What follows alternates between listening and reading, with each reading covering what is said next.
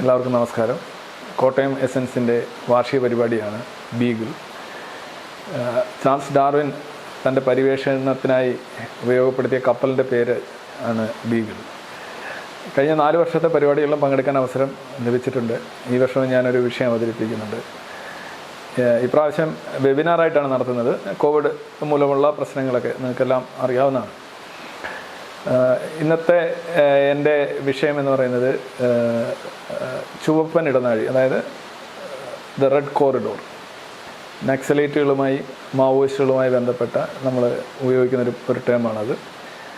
ഇന്ത്യയുടെ കിഴക്ക് വടക്കൻ പ്രദേശം, അതായത് ഏതാണ്ട് ആന്ധ്ര, കർണാടക അതിർത്തി തുടങ്ങി മഹാരാഷ്ട്ര, മധ്യപ്രദേശ്, ഛത്തീസ്ഗഡ്, ഒറീസ, ജാർഖണ്ഡ്, ബീഹാർ, പശ്ചിമ ബംഗാൾ, ഈ സ്ഥലത്തുള്ള വനപ്രദേശവും വനാന്തര ആദിവാസി മേഖലകളുമൊക്കെ വളരെയധികം സ്വാധീനമുള്ള ഒരു രാഷ്ട്രീയ മിലിറ്ററി വിഭാഗമായിട്ട്, സായുധ വിഭാഗമായിട്ട് മാവോയിസ്റ്റുകൾ മാറിയിട്ടുണ്ട്. 2004 മുതൽ നമ്മളതിനെക്കുറിച്ച് കേൾക്കുന്നു. അത് സംബന്ധിച്ചുള്ള ഒരു വിലയിരുത്തലും അതിൻ്റെ ഒരു ഇപ്പോഴുള്ള അവസ്ഥയുമൊക്കെയാണ് ചുവപ്പൻ ഇടനാഴി എന്നുള്ള പ്രസൻറ്റേഷനുള്ളത്. അപ്പോൾ ആദ്യമായി ഈ മാവോയിസം എന്ന് പറയുമ്പം എന്താണ് എന്നുള്ളതിനെക്കുറിച്ചൊരു ധാരണ കാര്യത്തിൽ ആവശ്യമാണ്. മാവോയിസം മാർക്സിസം, ലെനിനിസം പോലെ തന്നെയാണ് മാവോയിസവും. ചെറിയ ചെറിയ മ്യൂട്ടേഷണൽ ഡിഫറൻസസേ ഉള്ളൂ. പ്രധാനമായിട്ടും ഒരു ഡിഫറൻസ് എന്ന് പറഞ്ഞാൽ മാവോ സേതുങ്ങിൻ്റെ സംഘടനാപരമായ, താത്വികമായ, ലോകവീക്ഷണപരമായിട്ടുള്ള പുള്ളിയുടെ അനുമാനങ്ങളും വിലയിരുത്തലുകളും ഒക്കെയാണ് മാവോയിസത്തിൽ പ്രധാനമായിട്ടും വരുന്നത്. ഡിക്റ്റേറ്റർഷിപ്പ് ഓഫ് പ്രോലറ്റേറിയറ്റ്സ് എന്നുള്ളതാണ് മാർക്സിസത്തിലെ അടിസ്ഥാന ആശയം, എത്തിച്ചേരേണ്ട ആശയം. അതായത് തൊഴിലാളി വർഗ സർവാധിപത്യം. ഈ സർവാധിപത്യം സാധാരണ ഇതിൽ ക്യാപിറ്റലിസ്റ്റ് സൊസൈറ്റിയിലാണ്. ക്യാപിറ്റലിസം അതിൻ്റെ ഇൻറ്റേർണൽ കോൺട്രഡിക്ഷൻ കാരണം ഭയങ്കര ഭാരം തൂങ്ങി നിലംപതിക്കുകയും തൊഴിലാളികൾ സർവാധിപത്യത്തിൽ എത്തിച്ചേരുകയും ചെയ്യും, വർക്കിംഗ് ക്ലാസ് എന്നുള്ള അർത്ഥത്തിൽ. ഇതിൽ മാവോ സേതുങ് നോക്കിയപ്പോൾ ചൈനയിൽ അങ്ങനെ ഒരു ക്യാപിറ്റലിസ്റ്റ് സമൂഹമില്ല, അല്ലെങ്കിൽ ഒരു ഇൻഡസ്ട്രിയൽ സ്റ്റേജിൽ ചൈന എത്തിയിട്ടില്ല. ചൈനയിൽ പ്രധാനമായിട്ടുള്ളത് ഒരു അഗ്രേറിയനായിട്ടുള്ള ഒരു സമൂഹമാണ്, പേസൻസാണ്, കൃഷിക്കാരാണ്. അപ്പോൾ ഇങ്ങനെ ഒരു സമൂഹത്തിൽ മാർക്സിസത്തിൽ പണ്ടേ താല്പര്യമുള്ള ആളാണ് മാവോ. സ്റ്റാലിന് പുള്ളിയുടെ ഒരു ആരാധനാപാത്രമായിരുന്നു. എങ്കിലും ചൈനയിൽ, റഷ്യയിൽ പോലും യഥാർത്ഥത്തിൽ ഇൻഡസ്ട്രിയൽ സൊസൈറ്റി ഇല്ല എന്നുള്ളതാണ്. മാർക്സിൻ്റെ ഒരു പ്രൊഡിക്ഷൻ വളരെ മനോഹരമായി തെറ്റാതെന്നാണ് റഷ്യയിലും കാണുന്നത്. അവിടെയൊന്നും ക്യാപിറ്റലിസത്തിൻ്റെ ഇൻറ്റേർണൽ കോൺട്രഡിക്ഷൻ മൂലമല്ല അവിടെയൊന്നും ശരിക്കും കമ്മ്യൂണിസ്റ്റ് വിപ്ലവം ഉണ്ടാകുന്നത്. ചൈനയിൽ അത് തന്നെയാണ് സംഭവിച്ചത്. പക്ഷേ ചൈനയിൽ മാവോ ഒരു താത്വികമായിട്ടുള്ള ഒരു ഇത് കൊടുത്തു. അതായത് ഈ പേസൻസ് ആൻഡ് ഫാമേഴ്സ്, അവരാണ് വിപ്ലവം ഉണ്ടാക്കേണ്ടത്, അവരാണ് വിപ്ലവം ഉണ്ടാക്കാൻ കഴിയുന്നവർ. അതെങ്ങനെയാണെന്ന് ചോദിച്ചു കഴിഞ്ഞാൽ വളരെ പ്രൊട്രാക്റ്റഡായിട്ടുള്ള, വളരെ അനുസ്യൂതമായിട്ടുള്ള, നിരന്തരമായിട്ടുള്ള പോരാട്ടങ്ങൾ, സായുധ പോരാട്ടങ്ങൾ ഭരണകൂടത്തിനും ലാൻഡ് ലോഡ്സിനും എതിരായിട്ട്, അല്ലെങ്കിൽ റിച്ച് ക്ലാസ്സിനും ബൂർഷ്വാസിക്കും എതിരായിട്ട് സംഘടിപ്പിച്ചുകൊണ്ട് അധികാരത്തിലെത്തുകയാണ്. ഫ്യൂഡലിസം, ക്യാപിറ്റലിസം, ഡിക്റ്റേറ്റർഷിപ്പ് ഓഫ് പ്രോലറ്റേറിയറ്റ്സ് എന്നുള്ളതിൽ നിന്ന് ആ ക്യാപിറ്റലിസം പോവുകയാണ്, ഇക്വേഷനിൽ നിന്ന് പുറത്തു പോവുകയാണ്. അതാണ് മാവോയിസത്തിൻ്റെ ഒരു പ്രത്യേകത. ഇത് തന്നെയാണ് ഇന്ത്യൻ മാവോയിസ്റ്റുകളും മുറുകെ പിടിക്കുന്നത്. നക്സൽ ബാരിയിലൊക്കെ നമ്മൾ കാണുന്നതും ഇപ്പോഴും അവർ മുറുകെ പിടിക്കുന്നതായിട്ടുള്ള കാര്യം മാവോയുടെ ഈ തിയറിയാണ്. പിന്നെ മറ്റൊന്നുള്ളത്, മാവോയിസം ശരിക്കും ന്യൂ ഡെമോക്രസിയെക്കുറിച്ച് സംസാരിക്കാറുണ്ട്. അതായത് ബൂർഷ്വാസിയുടെ എലിമിനേഷനാണ് ശരിക്കും സ്റ്റാലിനിസ്റ്റ്, ലെനിനിസ്റ്റ് പ്രസ്ഥാനങ്ങൾ ലക്ഷ്യമിടുന്നത്. അപ്പം ബൂർഷ്വാസിയെ കൂടെ കൂട്ടണം കുറേ നാളത്തേക്കെങ്കിലും എന്നുള്ള ഒരു വാദമാണ് മാവോയിസം പറയുന്നത്.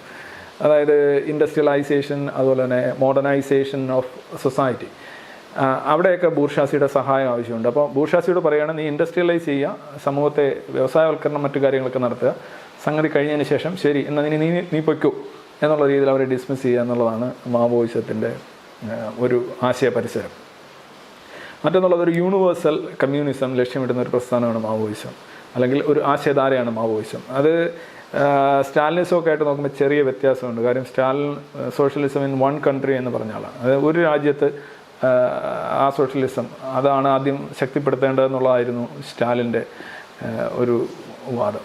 പക്ഷേ മാവോയിസത്തിലേക്ക് വരുമ്പോൾ കമ്മ്യൂണിസം എക്സ്പോർട്ട് ചെയ്യുന്നതിൽ താല്പര്യം ഉണ്ടാകണം എന്നുള്ള വാദമാണ് മാവോ ഉന്നയിച്ചത്. അതോടൊപ്പം തന്നെ മാവോയുടെ കാലഘട്ടത്തിൽ the great leap forward, the great March, ഇതൊക്കെ നിങ്ങൾ കേട്ടിട്ടുണ്ടാകും. പക്ഷേ 1960-കളൊക്കെ ആയപ്പോഴത്തേക്ക് വലിയ തോതിലുള്ള പട്ടിണിയും പരിവട്ടവും ചൈനയിലെമ്പാടും പടർന്നു പിടിച്ചു. അത് മാവോയുടെ വളരെ പിന്തിരിപ്പനായിട്ടുള്ള അശാസ്ത്രീയമായിട്ടുള്ള കാർഷിക നയങ്ങളും ഉൽപ്പാദന നയങ്ങളും ഒക്കെ ആയിരുന്നു അതിന് കാരണം. അപ്പോൾ സ്വന്തം രാജ്യത്തും പാർട്ടിയിലുമൊക്കെ വളരെയധികം വിലയിടിവ് നേരിടുമ്പോഴാണ് മാവോ കൾച്ചറൽ റവല്യൂഷൻ എന്ന് പറയുന്ന ഒരു മൂവ്മെൻറ്റ് തുടങ്ങുന്നത്. സാംസ്കാരിക വിപ്ലവം എന്ന് പറഞ്ഞാൽ ഇത്രയേ ഉള്ളൂ. ഒരു ജനം ചിന്തിക്കുന്ന രീതി, പ്രവർത്തിക്കുന്ന രീതി, ജീവിക്കുന്ന രീതി, അതെല്ലാം തന്നെ മലിനമാണ്, അതൊക്കെ പ്രാചീനമാണ്, പ്രാകൃതമാണ്. അതെല്ലാം അട്ടിമറിച്ചുകൊണ്ട് ഒരു പുതിയ നവീനമായിട്ടുള്ള ഒരു സമൂഹം കെട്ടിപ്പടുക്കണം.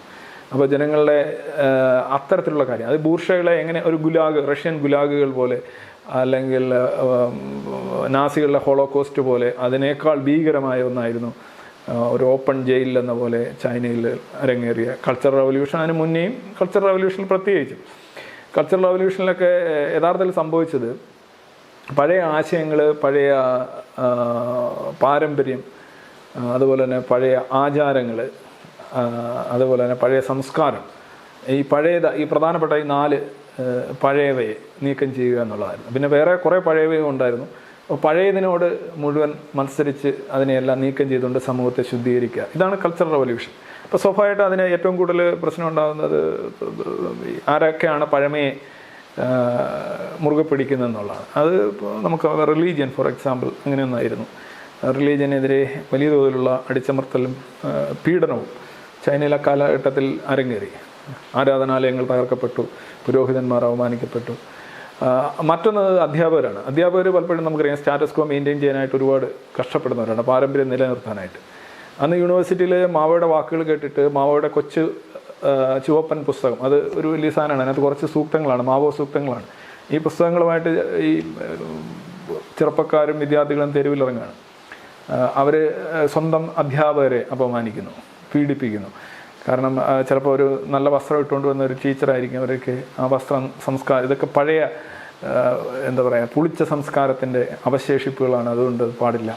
മേക്കപ്പ് ചെയ്യുന്ന ഒരു ടീച്ചറോ അല്ലെങ്കിൽ ഒരു അധ്യാപകനോ, അല്ലെങ്കിൽ എന്തെങ്കിലും മാവോയ്ക്ക് ഇഷ്ടമല്ലാത്ത, അല്ലെ കമ്മ്യൂണിസ്റ്റ് മാർക്സിസ്റ്റ് ചിന്താധാരയ്ക്ക് അനുകൂലമല്ലാത്ത എന്തും പേറുന്നവരെയും ചെയ്യുന്നവരെയും എല്ലാം തന്നെ അപമാനിക്കുക. സ്വന്തം അധ്യാപകരെയൊക്കെ പരസ്യമായി അപമാനിക്കേണ്ടി വന്ന വിദ്യാർത്ഥികളുടെ നമ്പർ നിങ്ങൾ അന്നത്തെ ജനറേഷനിലുള്ള പല വിദ്യാർത്ഥികളും പറയുന്നത് കേട്ടിട്ടുണ്ട്. അന്ന് അതിൻ്റെ 66-ലാണ് തുടങ്ങിയത്. 66 ഒരു വർഷം വളരെ ഭീകരമായിരുന്നു, പക്ഷേ 76 വരെ നീണ്ടു നിന്നു. ഈ 10 വർഷ കാലഘട്ടത്തിൽ ഈ വിദ്യാർത്ഥികളും യൂണിവേഴ്സിറ്റിയിലെ സ്റ്റുഡൻസും അങ്ങനെയൊക്കെയുള്ളവർ അവർ ശരിക്കും അവർക്ക് ഫോർമൽ എഡ്യൂക്കേഷൻ തന്നെ കിട്ടിയിട്ടില്ല. ലോസ്റ്റ് ജനറേഷൻ എന്നാണ് അവരെ വിളിക്കുന്നത്. ഈ 10 വർഷം മാവോയെ പുകഴ്ത്തൽ മാത്രമായിരുന്നു അവരുടെ ലക്ഷ്യം. ഇതാണ് കൾച്ചറൽ റവല്യൂഷൻ. അപ്പോൾ മാവോയെ സംബന്ധിച്ച് ഈ വിപ്ലവം എന്ന് പറയുന്ന ഒരു വലിയൊരു റിലൻറ്റ്ലെസ് ആയിട്ടുള്ള ഒരു സാധനമാണ്. ദയാശൂന്യമായി നടപ്പിലാക്കേണ്ട ഒരു കാര്യമാണ് വിപ്ലവം എന്ന് പറയുന്നത്. മാവോ റവല്യൂഷനെ കുറിച്ച് പറഞ്ഞത് തന്നെ ഇങ്ങനെയാണ്: revolution is not a dinner party or writing an essay or painting a picture or doing embroidery. It can be done elegantly and gently. സൗമ്യമായും ഉദാത്തമായും ഒന്നും ചെയ്യാൻ കഴിയുന്നൊരു കാര്യമല്ല വിപ്ലവം. അത് ഒരു ഡിന്നർ പാർട്ടി പോലെയോ, ഒരു ഉപന്യാസം എഴുതുന്നത് പോലെയോ, പെയിൻറ്റ് ചെയ്യുന്നത് പോലെയോ, ഒരു പടം പെയിൻറ്റ് ചെയ്യുന്നത് പോലെയോ, അല്ലെങ്കിൽ എംബ്രോയിഡറി വർക്ക് ചെയ്യുന്നത് പോലെയുള്ള ഒരു ഒരു എളുപ്പപ്പണിയല്ല. അല്ലെങ്കിൽ ഇതൊരു പ്രക്ഷുബ്ധമായ ഒരു ആക്ടിവിറ്റിയാണ് എന്നാണ് അദ്ദേഹം പറഞ്ഞത്. ഇതാണ് ഈ മാവോയിസത്തെക്കുറിച്ച് പൊതുവിൽ നമുക്ക് പറയാൻ കഴിയുന്ന കാര്യം. മാവോയിസം എന്ന് കേൾക്കുമ്പോൾ നമ്മൾ ആദ്യമായിട്ട് ഇന്ത്യയിൽ ചിന്തിക്കുന്നത് നക്സൽബാരിയാണ്. 1967 നക്സൽബാരി. അവിടെ ശരിക്കും ചാരു മജുംദാർ, കന്യൂ സെന്യാൽ എന്നൊക്കെയുള്ള നേതാക്കളെ കുറിച്ച് നമ്മൾ കേൾക്കുന്നു.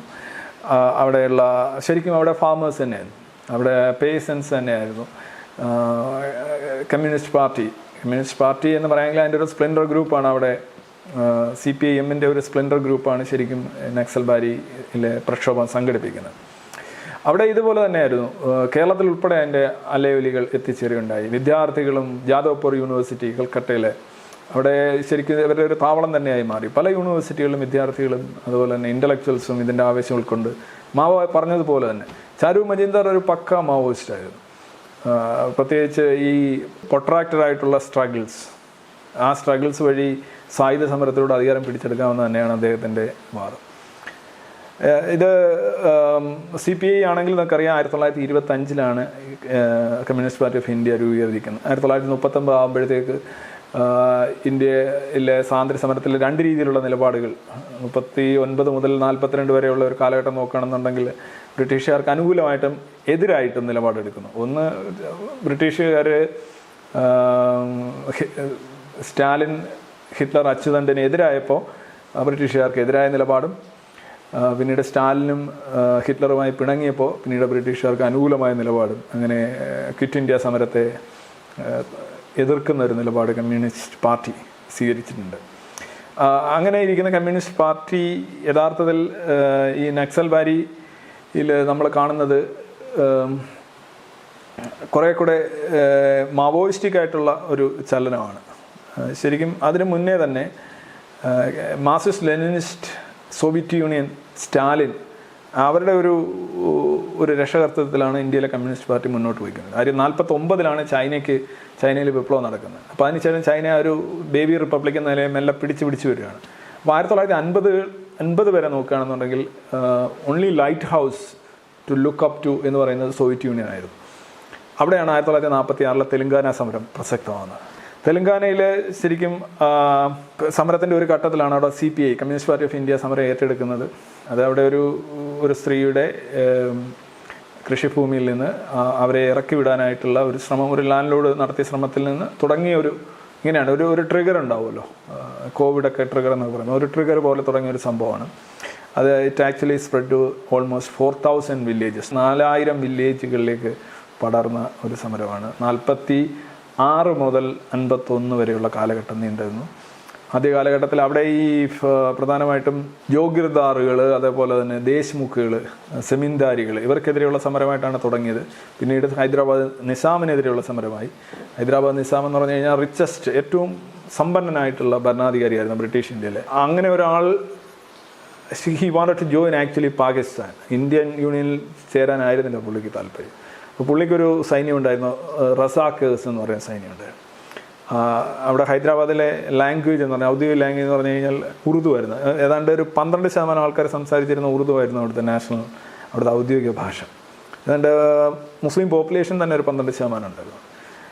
അപ്പോൾ ഈ പാകിസ്ഥാനിൻ്റെ കൂടെ ചേർക്കണം ഹൈദരാബാദിനെ എന്നുള്ള ആവശ്യവും, അതുപോലെ തന്നെ നിസാമിന് എതിരെയുള്ള നീക്കം ഈ പ്രക്ഷോഭകാരികൾ നടത്തുന്നു എന്നുള്ളതുകൊണ്ടും അതിക്രൂരമായ പീഡനമാണ് പ്രക്ഷോഭകാരികൾക്കും CPIക്കും എതിരെ അന്ന് ഈ റസാക്കേഴ്സ് എന്ന് പറയുന്ന മുസ്ലിം ഫണ്ടമെൻ്റലിസ്റ്റ് ഗ്രൂപ്പ്, അതായത് ഈ നിസാമിനെ സഹായിക്കുന്ന ഗ്രൂപ്പ് തെലുങ്കാനയിൽ നടത്തിയത്. അത് വലിയ തോതിലുള്ള തിരിച്ചടികൾ ആദ്യഘട്ടത്തിൽ നല്ല രീതിയിൽ പ്രതിരോധിച്ചെന്നെങ്കിലും പിന്നീട് വലിയ തോതിലുള്ള തിരിച്ചടികൾ അവിടെ പ്രക്ഷോഭകാരികൾക്കുണ്ടായി. അതിൻ്റെ അവസാനം ഇന്ത്യൻ ആർമി തന്നെ, പുതിയതായിട്ട് വരുന്ന ഇന്ത്യൻ ആർമി അല്ലേ, ആലോചിച്ച് നോക്കുക, 47 സ്വാതന്ത്ര്യം കിട്ടി. അവിടെ ആദ്യത്തെ ചില അസൈൻമെൻറ്റുകളൊന്നായിരുന്നു തെലുങ്കാനയിലെ തൊഴിലാളികളെയും കർഷകരെയും നേരിടുക എന്നുള്ളത്. അതുകൂടെയൊക്കെ ആയപ്പോഴത്തേക്ക് അവസാനമായപ്പോൾ ഈ പ്രക്ഷോഭകാരികൾ പിടിച്ചു നിൽക്കാൻ വയ്യാത്ത അവസ്ഥയായി.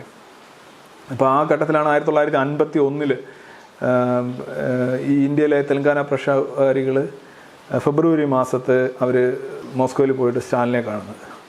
സ്റ്റാലിന് മൊളോട്ടോവും ഉണ്ട്. അപ്പോൾ അവർ തെലുങ്കാന രാജേഷ് റാവു ഒക്കെ ഉൾപ്പെടെയുള്ള ഒരു സംഘമാണ് പോയത്. പിന്നീട് CPIയുടെ ജനറൽ സെക്രട്ടറി ആയിരുന്നു.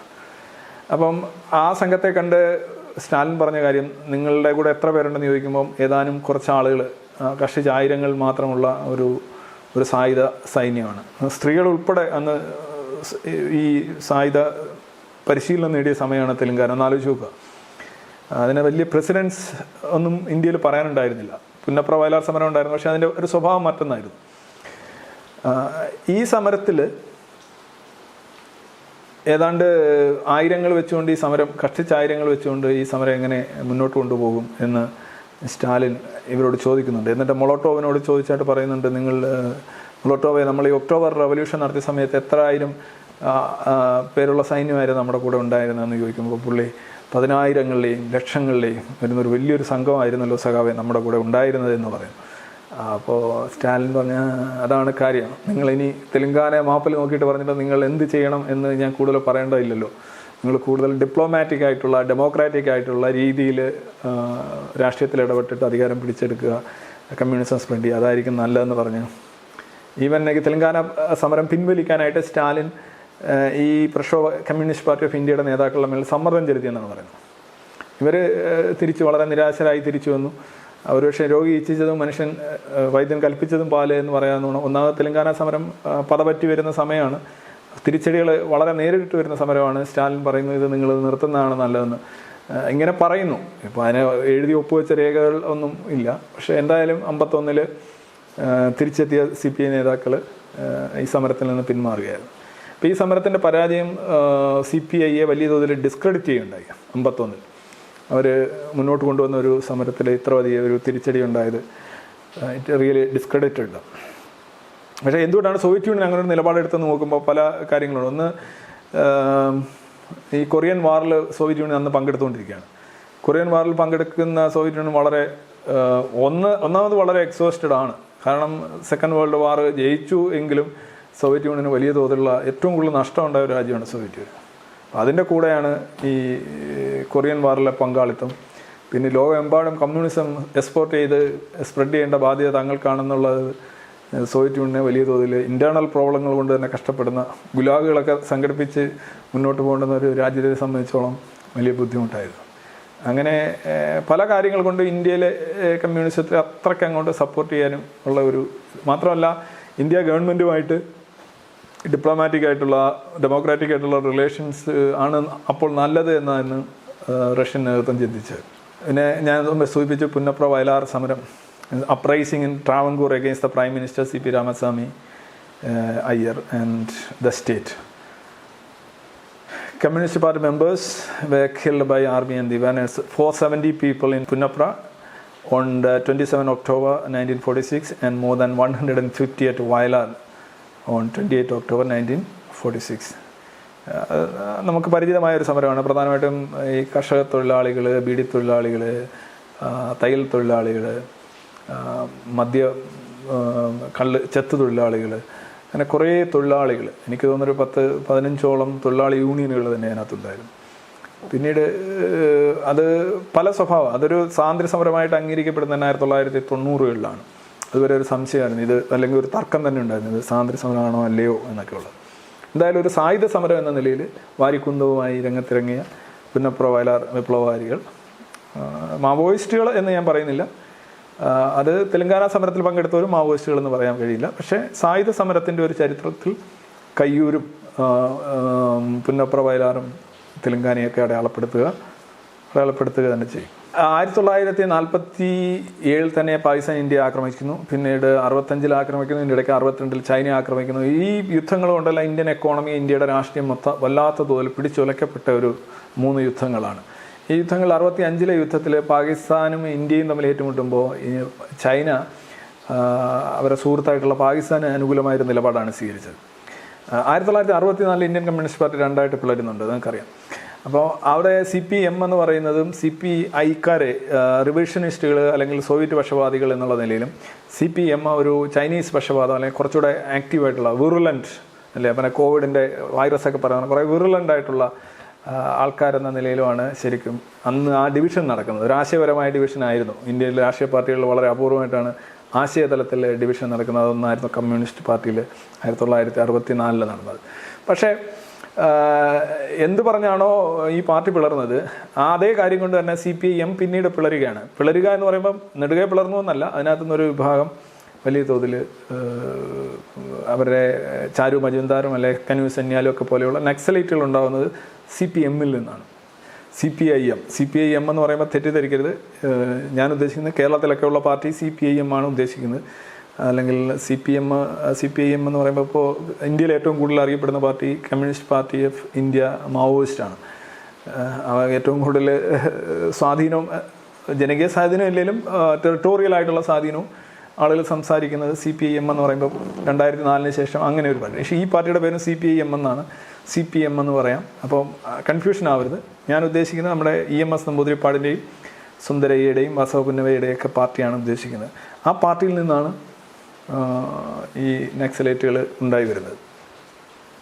1965 യുദ്ധത്തിൽ ചൈന പാകിസ്ഥാൻ അനുകൂലമായ ഒരു നിലപാടെടുത്തപ്പോൾ ഇന്ത്യയിലെ കമ്മ്യൂണിസ്റ്റുകൾക്ക്, പ്രത്യേകിച്ച് CPM അതായത് നമ്പൂതിരിപ്പാടിൻ്റെയൊക്കെ പാർട്ടിക്ക് വലിയ തോതിലുള്ള ആശയപരമായിട്ടുള്ള ഒരു പ്രശ്നമുണ്ടായി. കാരണം വെച്ച് കഴിഞ്ഞാൽ ഈ 2 യുദ്ധങ്ങൾ കഴിഞ്ഞാൽ 3ാമത്തെ യുദ്ധത്തിൽ ഒരു രാജ്യം എത്തിപ്പെട്ടിരിക്കുമ്പോൾ നാഷണലിസ്റ്റിക് ആയിട്ടുള്ള വികാരങ്ങൾ വലിയ തോതിൽ ഇങ്ങനെ ഉയർന്നു വരികയാണ്.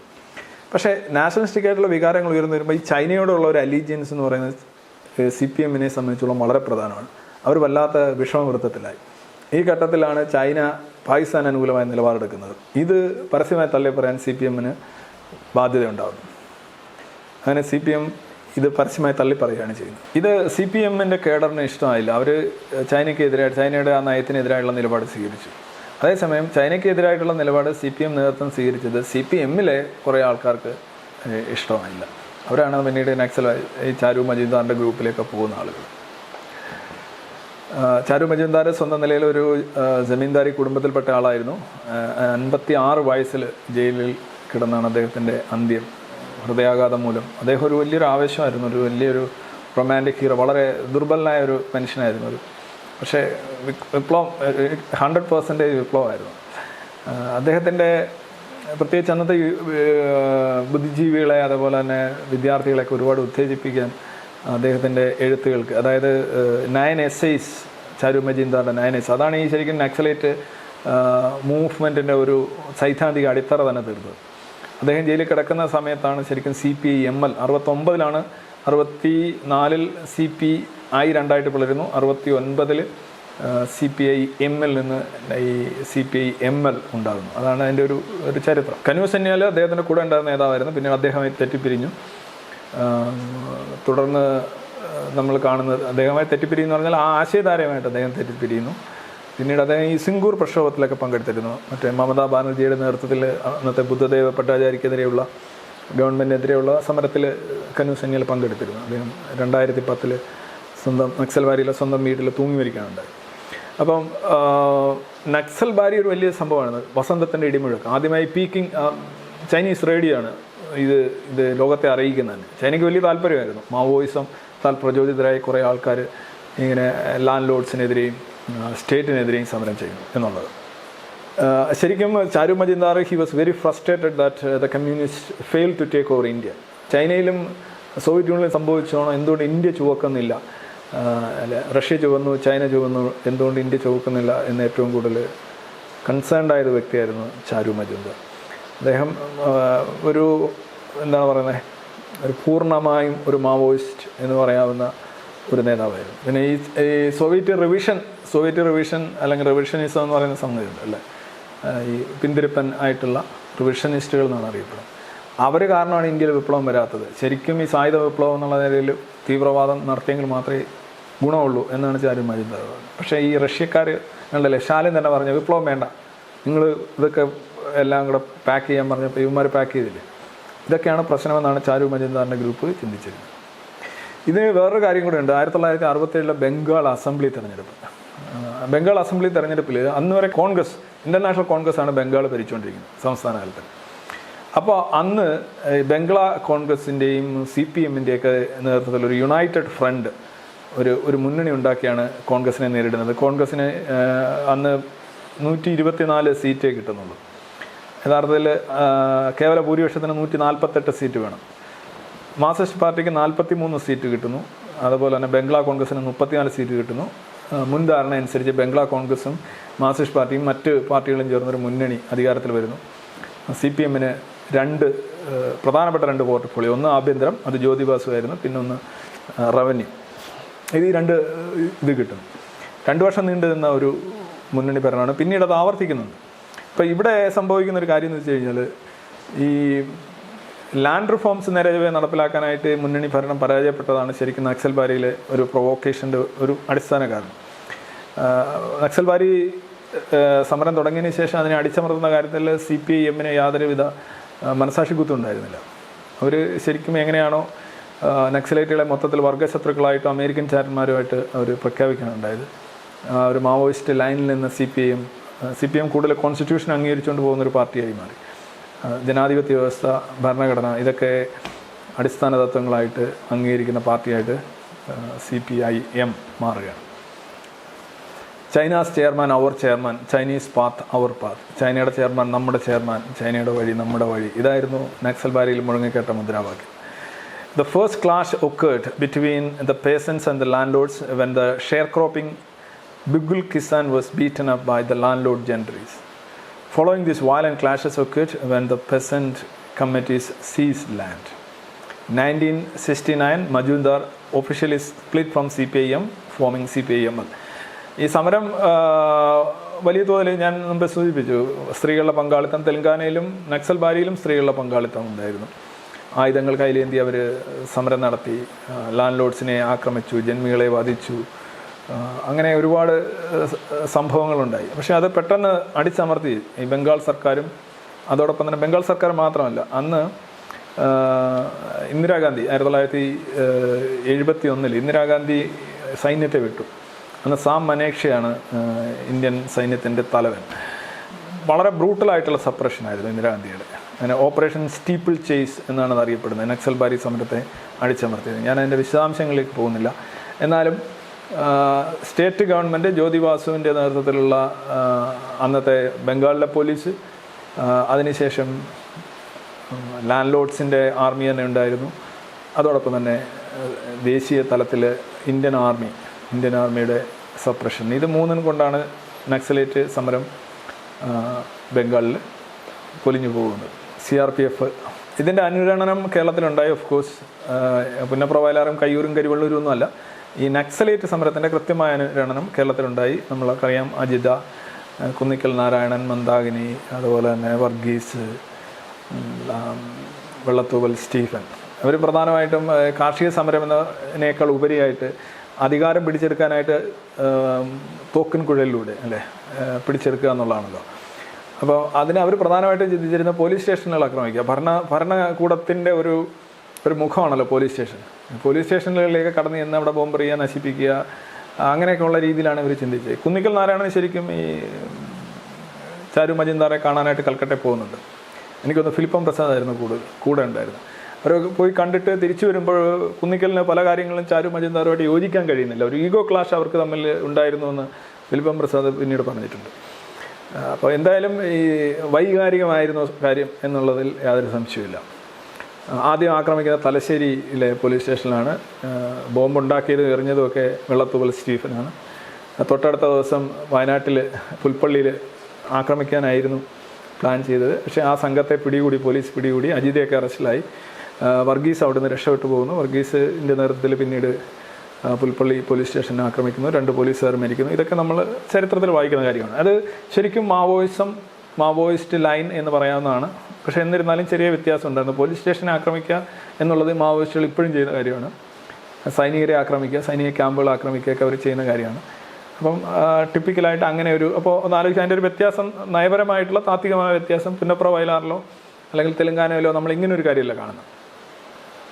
പിന്നെ മാത്രമല്ല, ആരെയാണ് ആക്രമിക്കേണ്ടത് എന്നുള്ള കാര്യത്തിൽ പലപ്പോഴും ലാൻഡ് ലോഡ്സിനെയോ അല്ലെങ്കിൽ ഭൂമി കൈവശം വെച്ചിരിക്കുന്ന ജന്മിമാരെയാണോ ആക്രമിക്കേണ്ടത്, ഭരണകൂടത്തെയാണോ ആക്രമിക്കേണ്ടത്, ഗവൺമെൻറ്റിനെയാണോ ആക്രമിക്കേണ്ടത് എന്നുള്ള കാര്യത്തിൽ എപ്പോഴും ഈ നക്സലേറ്റുകളുടെ ഇടയിലും ഈ മാവോയിസ്റ്റുകളുടെ ഇടയിലും ഒക്കെ ഒരു അഭിപ്രായ വ്യത്യാസം പലപ്പോഴും ഉണ്ടാകാറുണ്ട്. കാരണം ശത്രു ആരാണെന്ന് അറിയണം. ഈ പലപ്പോഴും കണ്ടിട്ടില്ലേ, മുഖ്യ ശത്രു എന്നൊക്കെ പറയുന്നു. ശത്രു, ഒരു പോരാടുന്നവർക്ക് അങ്ങനെ ഒരു പ്രശ്നമുണ്ട്. അവർക്ക് എപ്പോഴും ശത്രു ഉണ്ടാവണം, എല്ലാവർക്കും എതിരെ വീശാൻ പറ്റില്ല. അപ്പോൾ ഇന്നാരെ പോലീസ് സ്റ്റേഷനുകളെല്ലാം ഇല്ലാതായി കഴിഞ്ഞാൽ, അല്ലെ ഗവൺമെൻറ് ദുർബലമായി കഴിഞ്ഞാൽ ഗവൺമെൻറ്റിനെ അട്ടിമറിക്കാം.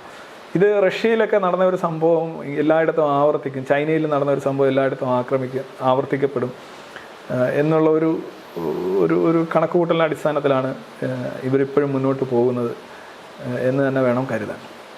ഇത് നിങ്ങൾ കാണുന്നത് സഹാവ് വർഗീസിൻ്റെ ഒരു സ്തൂപമാണ്, ഒരു മെമ്മോറിയലാണ്. അവിടെ എഴുതിയിരിക്കുന്ന അടിയോരുടെ പെരുമൻ എന്നാണ്. അടിയോരുടെ പെരുമൻ. അപ്പം ഇവിടെ സ്വന്തം മരണം, ഇദ്ദേഹത്തെ വെടിവെച്ച് കൊല്ലുകയായിരുന്നു. വർഗീസിനെ വെടിവെച്ച് കൊല്ലുകയാണ്. വർഗീസ് വളരെ ധീരനായിട്ടാണ് മരണം നേരിട്ടതെന്ന് പറഞ്ഞത് മറ്റാരുമല്ല, അദ്ദേഹത്തെ വെടിവെച്ച് വന്ന പോലീസുകാരനായ രാമചന്ദ്രൻ നായർ തന്നെയാണ്. വളരെ ആദർശ പ്രചോദിതരായിട്ടാണ് ഇത്തരം ആൾക്കാർ. അവർ സഹിക്കുന്ന ത്യാഗവും അവരുടെ ഡെഡിക്കേഷനും എന്ന് പറഞ്ഞു കഴിഞ്ഞാൽ എന്താണ് അവിശ്വസനീയമായ തോതിലാണ്. അവർ ആശയം, ഇത് ശരിക്കും ഇതിനെ സമാനമായിട്ട് എനിക്ക് കമ്പയർ ചെയ്യാൻ കഴിയുന്നത് ഈ ആടുമേയ്ക്കൽ ടീമുകളുമായിട്ട് മാത്രമാണ്, അല്ലെങ്കിൽ ജിഹാദി ടീമുകളുമായിട്ട് മാത്രമാണ്. സ്വയം നശിപ്പിച്ചുകൊണ്ട് തങ്ങൾ വിശ്വസിക്കുന്ന ആശയം അല്ലെങ്കിൽ പ്രത്യയശാസ്ത്രത്തിന് വേണ്ടി മരിക്കാനും തയ്യാറാകുന്നു, മരിക്കാനും കൊല്ലാനും തയ്യാറാകുന്നു എന്നുള്ളതാണ്. ഒരു ജന്മിയെ വെടിവെച്ച് കൊല്ലുന്നതിനോ ഒരു പോലീസ് സ്റ്റേഷനിൽ ചെന്ന് പോലീസുകാരെ കൊല്ലുന്നതിനോ ഒന്നും അവർക്ക് അവർ തെറ്റായിട്ട് കാണുന്നില്ല. Because they are indoctrinated by this what is called ideology, പ്രത്യയശാസ്ത്രം. അത് യഥാർത്ഥത്തിൽ ഒരു പലപ്പോഴും വികാരമാണ് അവിടെ കൂടുതൽ. It's not scientific or not എന്താ പറയുക സ്ഫുടം ചെയ്ത ഒരു ചിന്തയോ ഒന്നുമല്ല. ആ വികാരം അവരിൽ നിന്ന് അപ്രത്യക്ഷരായി കഴിഞ്ഞാൽ അവർ നക്സലേറ്റ് പാളയത്തിൽ നിന്ന് അവർ ഒളിച്ചോടിപ്പോകും. ഇത് ഒരു മതബോധം പോലെയാണ് അവർ ശരിക്കും പെരുമാറിയിട്ടുള്ളത്. കേരളത്തിലും അങ്ങനെയായിരുന്നു. കേരളത്തിൽ അജിതയൊക്കെ ഈ സമരമായിട്ട് ഒരുപാട് മുന്നോട്ട് പോകുമ്പോൾ അവരൊക്കെ എത്രയോ സഹിച്ചിട്ടുണ്ട്. അവരുടെ ത്യാഗം എന്നൊക്കെ പറയുന്നത് നമ്മൾക്ക് കേൾക്കുമ്പോൾ തന്നെ നമുക്ക് തോന്നും വളരെ ഇറ്റ്സ് വെരി ഡിഫിക്കൽട്ട്. ജയിലിൽ കഴിയുക, പരസ്യമായി പ്രദർശിപ്പിക്കുക കുറ്റവാളി എന്ന നിലയിൽ. പക്ഷേ ഇപ്പോഴും അവർക്കതൊന്നും തെറ്റാണെന്ന് ആർക്കും തള്ളി പറയാൻ കഴിയില്ല. തള്ളി പറയാൻ കഴിയാത്തതിൻ്റെ കാര്യം എന്ന് പറഞ്ഞു കഴിഞ്ഞാൽ ഇതൊരു ക്ലാഷാണ്. നമ്മളുടെ മസ്തിഷ്കമായിട്ട് തന്നെ നമ്മളെപ്പോഴും പോരാട്ടത്തിലാണ്. വെള്ളത്തൂവൽ സ്റ്റീഫൻ ഒരിക്കൽ പറയുണ്ടായി, ഞാൻ ഈ ചെയ്ത് കൂട്ടിയതും പറഞ്ഞു കൂട്ടിയതും ഒക്കെ തെറ്റാണ് എന്ന് എനിക്ക് സമ്മതിക്കാൻ സാധിക്കില്ല. ഞാനിപ്പോഴും മാർക്സിസത്തിൻ്റെ പുസ്തകങ്ങൾ എഴുതുന്നു, സംസാരിക്കുന്നു, പക്ഷേ ഇതൊന്നും എനിക്ക് തെറ്റാണെന്ന് പറഞ്ഞാൽ പിന്നെ ഞാനില്ല എന്നാണ് പറയുന്നത്. അപ്പോൾ ആ രീതിയിൽ ഇത് നമ്മൾ മനസ്സിലാക്കുന്നത് ഇതൊരു പ്രത്യയശാസ്ത്രമായിട്ടുള്ള ഒരു ഗാഢമായിട്ടുള്ള ഒരു കെട്ടാണ്. അത് ഇല്ലാതാകുമ്പോൾ ഒന്നിൽ അവർ മരിക്കാൻ കൂടി തയ്യാറായിട്ടാണല്ലോ ഇതിനൊക്കെ പോകുന്നത്. അതാണ് ഞാനൊരു ജിഹാദിസം, ഒരു പൊളിറ്റിക്കൽ ജിഹാദി മൂവ്മെൻറ്റ് തന്നെയായിരുന്നു അത്. ഇവിടെ അടിയോരുടെ പെരുമണ്ണെന്ന് പറയുമ്പോൾ ശരിക്കും അടിയോർ എന്ന് പറയുന്നത് അവർ സ്വയം രേഖപ്പെടുത്തുന്ന രീതിയായിരിക്കും. പെരുമൻ എന്ന് പറയുന്നത് അവരുടെ ഒരു രക്ഷകനോ ഒരു മോചകനോ. ഇത് ശരിക്കും മാവോയിസത്തിലും നക്സലിസത്തിലും പല പുരോഗമന സോക്കോൾഡ് പുരോഗമന രാഷ്ട്രീയ ധാരയിലും കാണുന്നൊരു പ്രശ്നമാണ് ഈ അപ്രോപ്രിയേഷൻ പൊളിറ്റിക്സ് എന്ന് പറയുന്നത്. ഏറ്റെടുക്കൽ രാഷ്ട്രീയം. നിങ്ങളുടെ കാര്യം ഞങ്ങൾ നോക്കിക്കൊള്ളാം എന്ന് പറയുന്നു, നിങ്ങളെ ഞങ്ങൾ ഉദ്ധരിച്ചുകൊള്ളാം, നിങ്ങളെ ഞങ്ങൾ മോചിപ്പിച്ചുകൊള്ളാം എന്ന് പറയുന്ന ഒരു യജമാന ബോധത്തിൽ അധിഷ്ഠിതമായിട്ടുള്ള രാഷ്ട്രീയം. ഈ യജമാനൻ ഉണ്ടാകണമെങ്കിൽ അടിമ ഉണ്ടാകണം. അടിയോരുടെ പെരുമൻ ഉണ്ടാകണമെങ്കിൽ അടിയോരുണ്ടാകണം. അവരത് സമ്മതിക്കണം, പെരുമനും അത് അംഗീകരിക്കണം. ഈ ഒരു രാഷ്ട്രീയം ശരിക്കും പഴയ ജന്മി പാരമ്പര്യ രാഷ്ട്രീയത്തിൻ്റെ തുടർച്ച മാത്രമാണ്. അല്ലെന്നുണ്ടെങ്കിൽ അതൊരു സ്വച്ഛാധിപത്യ അടിമ രാഷ്ട്രീയത്തിൻ്റെ തുടർച്ച മാത്രമാണ്. അതിനകത്ത് എന്തുമാത്രം പുരോഗമനവും ജനാധിപത്യവും ആധുനികതയും ഉണ്ടെന്ന് നമ്മൾ ചിന്തിക്കേണ്ടതുണ്ട്. നിങ്ങളുടെ കാര്യം ഞങ്ങൾ നോക്കിക്കൊള്ളാം. ഇങ്ങനെ ഏറ്റെടുക്കാൻ വരുന്ന ആളുകൾ പലപ്പോഴും ആരെയാണോ അവർ ഏറ്റെടുക്കുന്നത് അവർക്ക് വലിയ തോതിലുള്ള നാശം വിതച്ചിട്ടുണ്ട് എന്നുള്ളത് നമ്മൾ പലയിടത്തും കാണുന്നുണ്ട്. ഇന്ത്യയിലെ മാവോയിസം സംബന്ധിച്ചും ഇത് അക്ഷരാർത്ഥത്തിൽ ശരിയാണ്. ഞാൻ പലയിടത്തും പറഞ്ഞിട്ടുള്ള തന്ത കളിക്കുക എന്ന് പറയാം. You will look after you, you will take care of you, because we are better, we are higher. ഈ ഒരു മനോഭാവം ഇങ്ങനെ അതൊരു സമത്വബോധത്തിൽ അധിഷ്ഠിതമായിട്ടുള്ള രാഷ്ട്രീയമല്ല. ഇപ്പോൾ ഇന്ത്യയിലെ മാവോയിസ്റ്റുകളെല്ലാം ഈ ആദിവാസികളും ദളിതരും അല്ലെങ്കിൽ അങ്ങനെയൊക്കെയുള്ള പ്രദേശത്തുള്ളവരൊക്കെ എങ്ങനെ കൂട്ടമായി മാവോയിസത്തിലേക്ക് പോകുന്നത് എന്തുകൊണ്ടെന്നൊക്കെ പലരും ചോദിക്കാറുണ്ട്.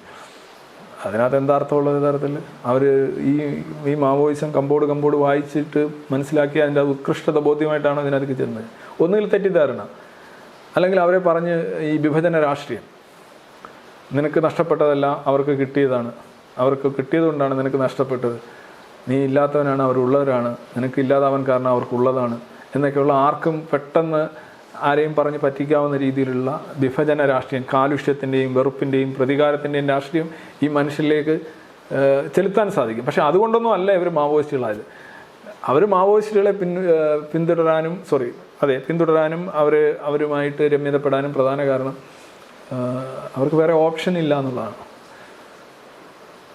അത് വലിയൊരു ബ്ലാക്ക് മെയിലിങ്. നിങ്ങൾ ചില കോളേജിൽ ചേർന്നിട്ട് എല്ലാ കുട്ടികളും എന്തുകൊണ്ട് ഒരു യൂണിയനിൽ തന്നെ ചേരുന്നു എന്ന് ചോദിക്കുന്നത് പോലെ, ചില സ്ഥലങ്ങളിൽ ചെന്നിട്ട് എല്ലാ ആളുകളും ഒരു പാർട്ടിയിൽ ചേരുന്നത് എന്തുകൊണ്ട് എന്ന് ചോദിക്കുന്ന പോലെ, ചില രാജ്യങ്ങളിൽ ചെന്നിട്ട് അവിടെയുള്ള എല്ലാ മനുഷ്യരും ഒരു മതത്തിലാകുന്നത് എന്തുകൊണ്ട് എന്ന് ചോദിക്കുന്നത് പോലെയുള്ളൂ ചില സ്ഥലങ്ങളിൽ ചെന്നിട്ട് ഈ നിസ്സഹായരായിട്ടുള്ള ഈ മനുഷ്യർ എല്ലാവരും മാവോയിസ്റ്റുകളെ പിന്തുണയ്ക്കുന്നത്. അവർ പിന്തുണയ്ക്കുന്നു എന്ന് പറയുന്നത് അവർക്ക് വേറെ ഓപ്ഷൻ ഇല്ലാത്തതുകൊണ്ടാണ്. ഓപ്ഷൻ ഇല്ലാതാക്കപ്പെടുകയാണ്. അത് നമ്മൾ കൂടുതൽ കാണും.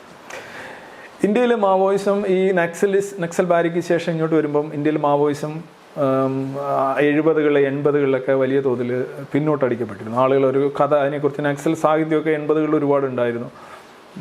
മാവോയിസം ഒന്നും അധികം കേൾക്കുന്നത്. പക്ഷേ 90കളൊക്കെ ആയപ്പോഴത്തേക്ക് അവർ റീജൂവനേറ്റഡ് ആവുകയും പീപ്പിൾസ് വാർ ഗ്രൂപ്പ് ആന്ധ്രാപ്രദേശിൽ ഗദ്ദറിൻ്റെ കവിതകളൊക്കെ നിങ്ങൾ ലക്ഷക്കണക്കിന് ആളുകളെ പുള്ളി ഈ കവിതകൾ കൊണ്ട് ആവേശഭരിതരാക്കുമായിരുന്നു എന്നുള്ള അതിൻ്റെ പുള്ളി പിന്നീട് ഒരു ആത്മീയവാദിയായി പോയി എന്നുള്ള. അപ്പോൾ ഫിലിപ്പം പ്രസാദിൻ്റെ കണക്ക് തന്നെ ഗദ്ദറും ഒരു ആത്മീയവാദ ലൈനിലേക്ക് പോയി. അന്ധവിശ്വാസങ്ങളിലേക്ക് ആരാധകന്മാരായിട്ട് പല നക്സലേറ്റുകൾ മാറിയിട്ടുണ്ട്. ഞാനത് അവരെ കുറ്റപ്പെടുത്തുകയല്ല, പക്ഷേ ഈ വികാരം ആണ് നിങ്ങളെ ഭരിക്കുന്നതെങ്കിൽ നിങ്ങൾ ഒരു വൈകാരിക അവസ്ഥയിൽ നിന്ന് മറ്റൊരു വൈകാരിക അവസ്ഥയിലേക്ക് പോയിക്കൊണ്ടിരിക്കും. സെൻസ് ഓഫ് റീസൺ, എവിഡൻസ് ഇതൊന്നും അല്ലല്ലോ നിങ്ങൾ യുക്തി ഈ സാധനങ്ങളൊക്കെ അല്ല ശരിക്കും പ്ലേ ചെയ്യുന്നെങ്കിൽ നിങ്ങൾ ശരിക്കും അതിൽ പഠിച്ച് ചിന്തിച്ച് ഉറച്ച് അല്ല ഒരു കാര്യം മനസ്സിലാക്കുന്നതെങ്കിൽ സ്വാഭാവികമായിട്ടും വരുന്ന കാര്യങ്ങളാണ് ഇതിലൊക്കെ സംഭവിക്കുന്നത്. അതുപോട്ടെ, ഞാൻ പറഞ്ഞു തന്നത് ഈ 90കളിലൊക്കെ ആക്ടിവിറ്റി കൂടുതൽ വരികയാണ്. അത് മാവോയിസ്റ്റുകൾ എന്ന നിലയിലാണ് പീപ്പിൾസ് വാർ ഗ്രൂപ്പ്. അതുപോലെ തന്നെ മാവോയിസ്റ്റ് കമ്മ്യൂണിസ്റ്റ് സെൻറ്റർ എന്ന് പറയുന്നത് MCC, ബീഹാർ, മധ്യപ്രദേശ്, ആ ഭാഗത്ത് കുറച്ചുകൂടെ വടക്കോട്ട് ഈ 2 നക്സലേറ്റ് പ്രസ്ഥാനങ്ങൾ, ഈ 2 മാവോയിസ്റ്റ് പ്രസ്ഥാനങ്ങൾ, ഒന്ന് പീപ്പിൾസ് വാർ ഗ്രൂപ്പ്. പക്ഷേ പീപ്പിൾസ് വാർ ഗ്രൂപ്പ് കുറേ കൂടി മാർക്സിസ്റ്റ് ലെനിനിസ്റ്റ് പ്രസ്ഥാനമായിരുന്നു, സോവിയറ്റ് ലൈനായിരുന്നു. പക്ഷേ MCC എന്ന് പറഞ്ഞാൽ പക്കാ മാവോയിസ്റ്റ് ആയിരുന്നു. പക്ഷേ 2004 ഇവർ രണ്ടുപേരുടെ ഒന്നിക്കുകയാണ്, CPI മാവോയിസ്റ്റ് എന്ന് പറയുന്ന കക്ഷി ഉണ്ടാവുകയാണ്. അപ്പോൾ 2 കാര്യങ്ങൾ, ഒന്ന് ഒരു പാൻ ഇന്ത്യൻ ബേസ് ഉള്ള ഒരു പാർട്ടിയായിട്ട് അത് മാറി. 2 ഈ ML രാഷ്ട്രീയം, മാർക്സിസ്റ്റ് ലെനിനിസ്റ്റ് രാഷ്ട്രീയം മുന്നോട്ട് വെച്ച പീപ്പിൾസ് വാർ ഗ്രൂപ്പും മാവോയിസം ആണ് കുറച്ചുകൂടെ നല്ലതെന്നുള്ള ഒരു പ്രത്യയശാസ്ത്രപരമായ വിട്ടുവീഴ്ച ചെയ്യാൻ അവർ തയ്യാറായി. ആദ്യം ഈ 2 ഗ്രൂപ്പുകളും തമ്മിൽ ഒരുപാട് ഏറ്റുമുട്ടലുകൾ വർഷങ്ങളോളം നടന്നു. പക്ഷേ കോൺസ്റ്റന്റ് ഇൻട്രാക്ഷൻ വന്നപ്പം നേതാക്കൾ തമ്മിൽ വളരെ അപൂർവമായിട്ടാണ് നമ്മൾ ഇത്തരത്തിലുള്ള 2 പ്രത്യേകിച്ച് അന്ന് ഒരു ഘട്ടത്തിൽ ഏതാണ്ട് 30,000 മാവോയിസ്റ്റുകളും 30ഓളം സ്പ്ലിൻഡർ ഗ്രൂപ്പുകളും ഇന്ത്യയിൽ ഉണ്ടായിരുന്നു എന്നാണ് പറയുന്നത്. 90കളുടെ അവസാനം ഉണ്ടായിരുന്നു എന്ന് പറഞ്ഞു. അപ്പോൾ അവിടെയാണ് ഈ ഏറ്റവും പ്രബലമായ 2 കക്ഷികൾ ചേർന്ന ഒരു ഒറ്റ കക്ഷിയാകുന്നത്. ഒറ്റ കക്ഷിയാവുമെന്ന് പറഞ്ഞാൽ അതിനകത്ത് പ്രധാനമായിട്ട് ശത്രുക്കളിൽ ഭീതി പടർത്തുക എന്നുള്ളതാണ് ലക്ഷ്യം. അത് അവർ ഇതായിട്ട് പറഞ്ഞു. അതുപോലെ തന്നെ കൂടുതൽ ആക്രമണങ്ങൾ സംഘടിപ്പിക്കുക, കൂടുതൽ പിടിച്ചെടുക്കുക. പ്രധാനമായിട്ട് ആദിവാസി മേഖല, വനമേഖല, വനാന്തര അന്തർഭാഗങ്ങൾ, ആ ഭാഗത്താണ് അവർ ശ്രദ്ധ കേന്ദ്രീകരിച്ചുകൊണ്ടാണ് അവർ സമരം തുടങ്ങിയത്. ഇവരുടെ 2004 ഇവർ മേർജ് ചെയ്തു. അതിന് മുന്നേ തന്നെ വലിയ തോതിലുള്ള ഇന്ത്യയിൽ ലോകമെമ്പാട് ശ്രദ്ധിക്കാൻ തുടങ്ങി. ഇന്ത്യയുടെ ഒരു നല്ലൊരു ഭാഗം മാവോയിസ്റ്റുകളുടെ കയ്യിലാണ് എന്ന് പറയും. അങ്ങനെയാണ് ഈ ചുവപ്പൻ കോറിഡോർ എന്നുള്ള ഒരു പ്രദേശം തന്നെ വരുന്നത്. മൻമോഹൻ സിംഗ് 2004 അധികാരത്തിലെത്തി. 2004 മുതൽ 2014 വരെ മൻമോഹൻ സിംഗാണ്. മൻമോഹൻ സിംഗാണ് ഒരു പക്ഷേ ഇന്ത്യയുടെ മാവോയിസ്റ്റ് മിലിറ്റൻസിയുടെ പീക്ക് നേരിട്ട ആളാണ്. പിന്നീട് അതുപോലെ ആഭ്യന്തരമന്ത്രിയായിട്ട് കുറേ നാളിരുന്ന ചിദംബരം കാലഘട്ടത്തിലൊക്കെയാണ് അതിൻ്റെ ഒരു പീക്കിൽ നിൽക്കുന്നത്. എല്ലാ ദിവസവും ഓരോ ആംബുഷ്, വാഹനവ്യൂഹത്തെ അട്ടിമറിക്കുക, എടുത്ത കുഴിബോംബാണ് മൊത്തം. കൊല്ലുക, വീട്ടിൽ കയറി കൊല്ലുക, പോലീസ് സ്റ്റേഷൻ ആക്രമിക്കുക, CRP സൈനികരെ കൊല്ലുക. ഇങ്ങനെ ഒരു സമാന്തര സർക്കാർ തന്നെ ഇവർ ഈ കോറിഡോർ പ്രദേശങ്ങൾ എല്ലായിടത്തും ഒരേപോലെയല്ല. ചിലയിടത്ത് മുഴുവൻ സ്വാധീനം, ചിലയിടത്ത് അർത്ഥസ്വാധീനം, ചിലയിടത്ത് ചെറിയ സ്വാധീനം, ചിലയിടത്ത് അഫക്റ്റ് ചെയ്യപ്പെട്ടിരിക്കുന്നു. അങ്ങനെയൊക്കെയുള്ള അവസ്ഥയിൽ ഒരു ഛായ ഉണ്ടാവുകയാണ്. ഈ ആദിവാസികളും ദരിദ്രരും ഒക്കെ കൂടുതലുള്ള ഇന്ത്യയിലെ എല്ലാ സ്ഥലങ്ങളിലും മാവോവാദികൾക്ക് സ്വാധീനം ഉണ്ടായിട്ടില്ല. അപ്പോൾ ആദിവാസികൾ പഞ്ചാബിലോ അല്ലെങ്കിൽ രാജസ്ഥാനിലോ ഒക്കെയുള്ള ആദിവാസികളൊന്നും പലപ്പോഴും ആ റേറ്റിലൊന്നും ഇവരുടെ ഈ കോറിഡോർ മേഖലകളിൽ പോലും ഇല്ല. പക്ഷേ ഇവർ ഈ ഒരു രീതിയിലാണ്. നേപ്പാളിലെ മാവോയിസ്റ്റുകൾ അധികാരത്തിൽ വന്നത് ഇവരെ ഭയങ്കരമായിട്ട് ആവേശഭരിതരാക്കിയിരുന്നു. പക്ഷേ ആവേശഭരിതരാക്കിയിരുന്നെങ്കിലും അതിനകത്ത് മാവോയിസ്റ്റുകളുടെ ഹാർഡ് കോറുകൾക്ക് അത് ഇഷ്ടമല്ലായിരുന്നു. കാരണം എന്ന് വെച്ച് കഴിഞ്ഞാൽ എന്തിനാണ് നേപ്പാളിലെ മാവോയിസ്റ്റുകൾ ഈ ജനാധിപത്യ രാഷ്ട്രീയത്തിലേക്ക് വന്നത് എന്നുള്ളതിനെക്കുറിച്ച് വലിയ തോതിലുള്ള ആശയപരമായിട്ടുള്ള എതിർപ്പ് അവർക്കുണ്ടായിരുന്നു, കളിയാക്കുമായിരുന്നു. അതൊരു റിവിഷനിസം ആയിരുന്നു എന്നാണ് മാവോയിസ്റ്റുകളുടെ ഹാർഡ് കോർ ആയിട്ടുള്ളത്. പക്ഷേ അതേസമയം തന്നെ അവർക്കതൊരു സന്തോഷമുണ്ടായിരുന്നു. നേപ്പാൾ വീണു, ചൈനയിൽ കമ്മ്യൂണിസം, നേപ്പാളിൽ കമ്മ്യൂണിസം, ഇന്ത്യയിലേക്കും കമ്മ്യൂണിസം വരുന്നു എന്നുള്ള രീതിയിൽ. പക്ഷേ അത് കേരളത്തിലൊന്നും അതിൻ്റെ ഒരു വിജയാഹ്ലാദം ഉണ്ടായിരുന്നില്ല. കാരണം എന്ന് വെച്ചാൽ CPIയും തള്ളിപ്പറഞ്ഞ ഒരു വിഭാഗമാണ് നക്സലേറ്റുകൾ.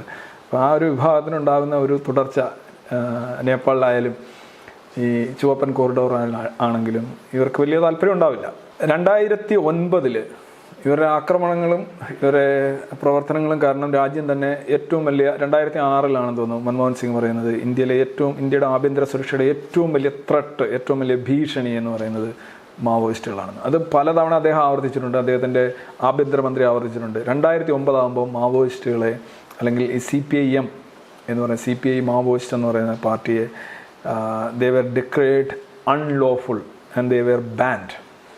നിയമവിരുദ്ധമായി പ്രഖ്യാപിക്കുന്നു, അവരെ നിരോധിക്കുന്നു. 2009 ഒരു ടെററിസ്റ്റ് ഓർഗനൈസേഷനാണ് എന്നാണ് ഇന്ത്യ ഗവൺമെൻറ്റിൻ്റെ നിലപാട്. 2009 മുതൽ ഇവരുടെ പ്രധാനപ്പെട്ട ആശയങ്ങൾ പഴയ മാവോയിസം തന്നെയാണ്. Ultimate aim of installing communism in India, അതാണ് പ്രധാനപ്പെട്ട ആശയം. ഇന്ത്യയിൽ അടിസ്ഥാനപരമായിട്ട് കമ്മ്യൂണിസം ഇൻസ്റ്റാൾ ചെയ്യുക, ഇന്ത്യയുടെ ഹാർഡ് ഡിസ്കിൽ ഓപ്പറേഷൻ പ്രോഗ്രാമായിട്ട് കമ്മ്യൂണിസം ഇൻസ്റ്റാൾ ചെയ്യാനായിട്ടാണ് മാവോയിസ്റ്റുകൾ പൊരുതിക്കൊണ്ടിരിക്കുന്നത്. ബാക്കി കമ്മ്യൂണിസ്റ്റ് പാർട്ടികളൊക്കെ അധികാരത്തിൻ്റെ അപ്പകഷ്ണങ്ങളും പാർലമെൻ്ററി വ്യാമോഹങ്ങളും ഒക്കെ ആയിട്ട് അവിടെ ഇവിടെ ഇലക്ഷൻ നിന്നും അധികാരം നുകർന്നും കൊള്ളയടിച്ചുമൊക്കെ ജീവിക്കുന്നു എന്നാണ് ഇവരുടെ വ്യാഖ്യാനം. അല്ലാതെ ഇവരെയൊന്നും കമ്മ്യൂണിസ്റ്റുകാരായിട്ട് പോലും മാവോയിസ്റ്റുകൾ പരിഗണിക്കുന്നില്ല. റിവിഷനിസ്റ്റുകൾ എന്ന് പോലും ഇപ്പോൾ പറയാറില്ല എന്നാണ് ചില മാവോയിസ്റ്റ് നേതാക്കൾ പറയുന്നത്. പക്ഷേ ഇവർ ആടുകളിൽ ജനങ്ങൾക്കിടയിൽ അല്ലേ, മത്സ്യം സമുദ്രത്തിലെന്ന പോലെ നേതാക്കൾ ജനങ്ങൾക്കിടയിൽ ജീവിക്കണം എന്നാണ് പറയുന്നത്. അങ്ങനെയാണ് ഈ ആദിവാസികൾക്കെതിരെയും അവർക്കിടയിലും അതുപോലെ തന്നെ ദുർബല ജനവിഭാഗങ്ങൾക്കിടയിലും കാട്ടിലും മേട്ടിലുമൊക്കെ ഇവർ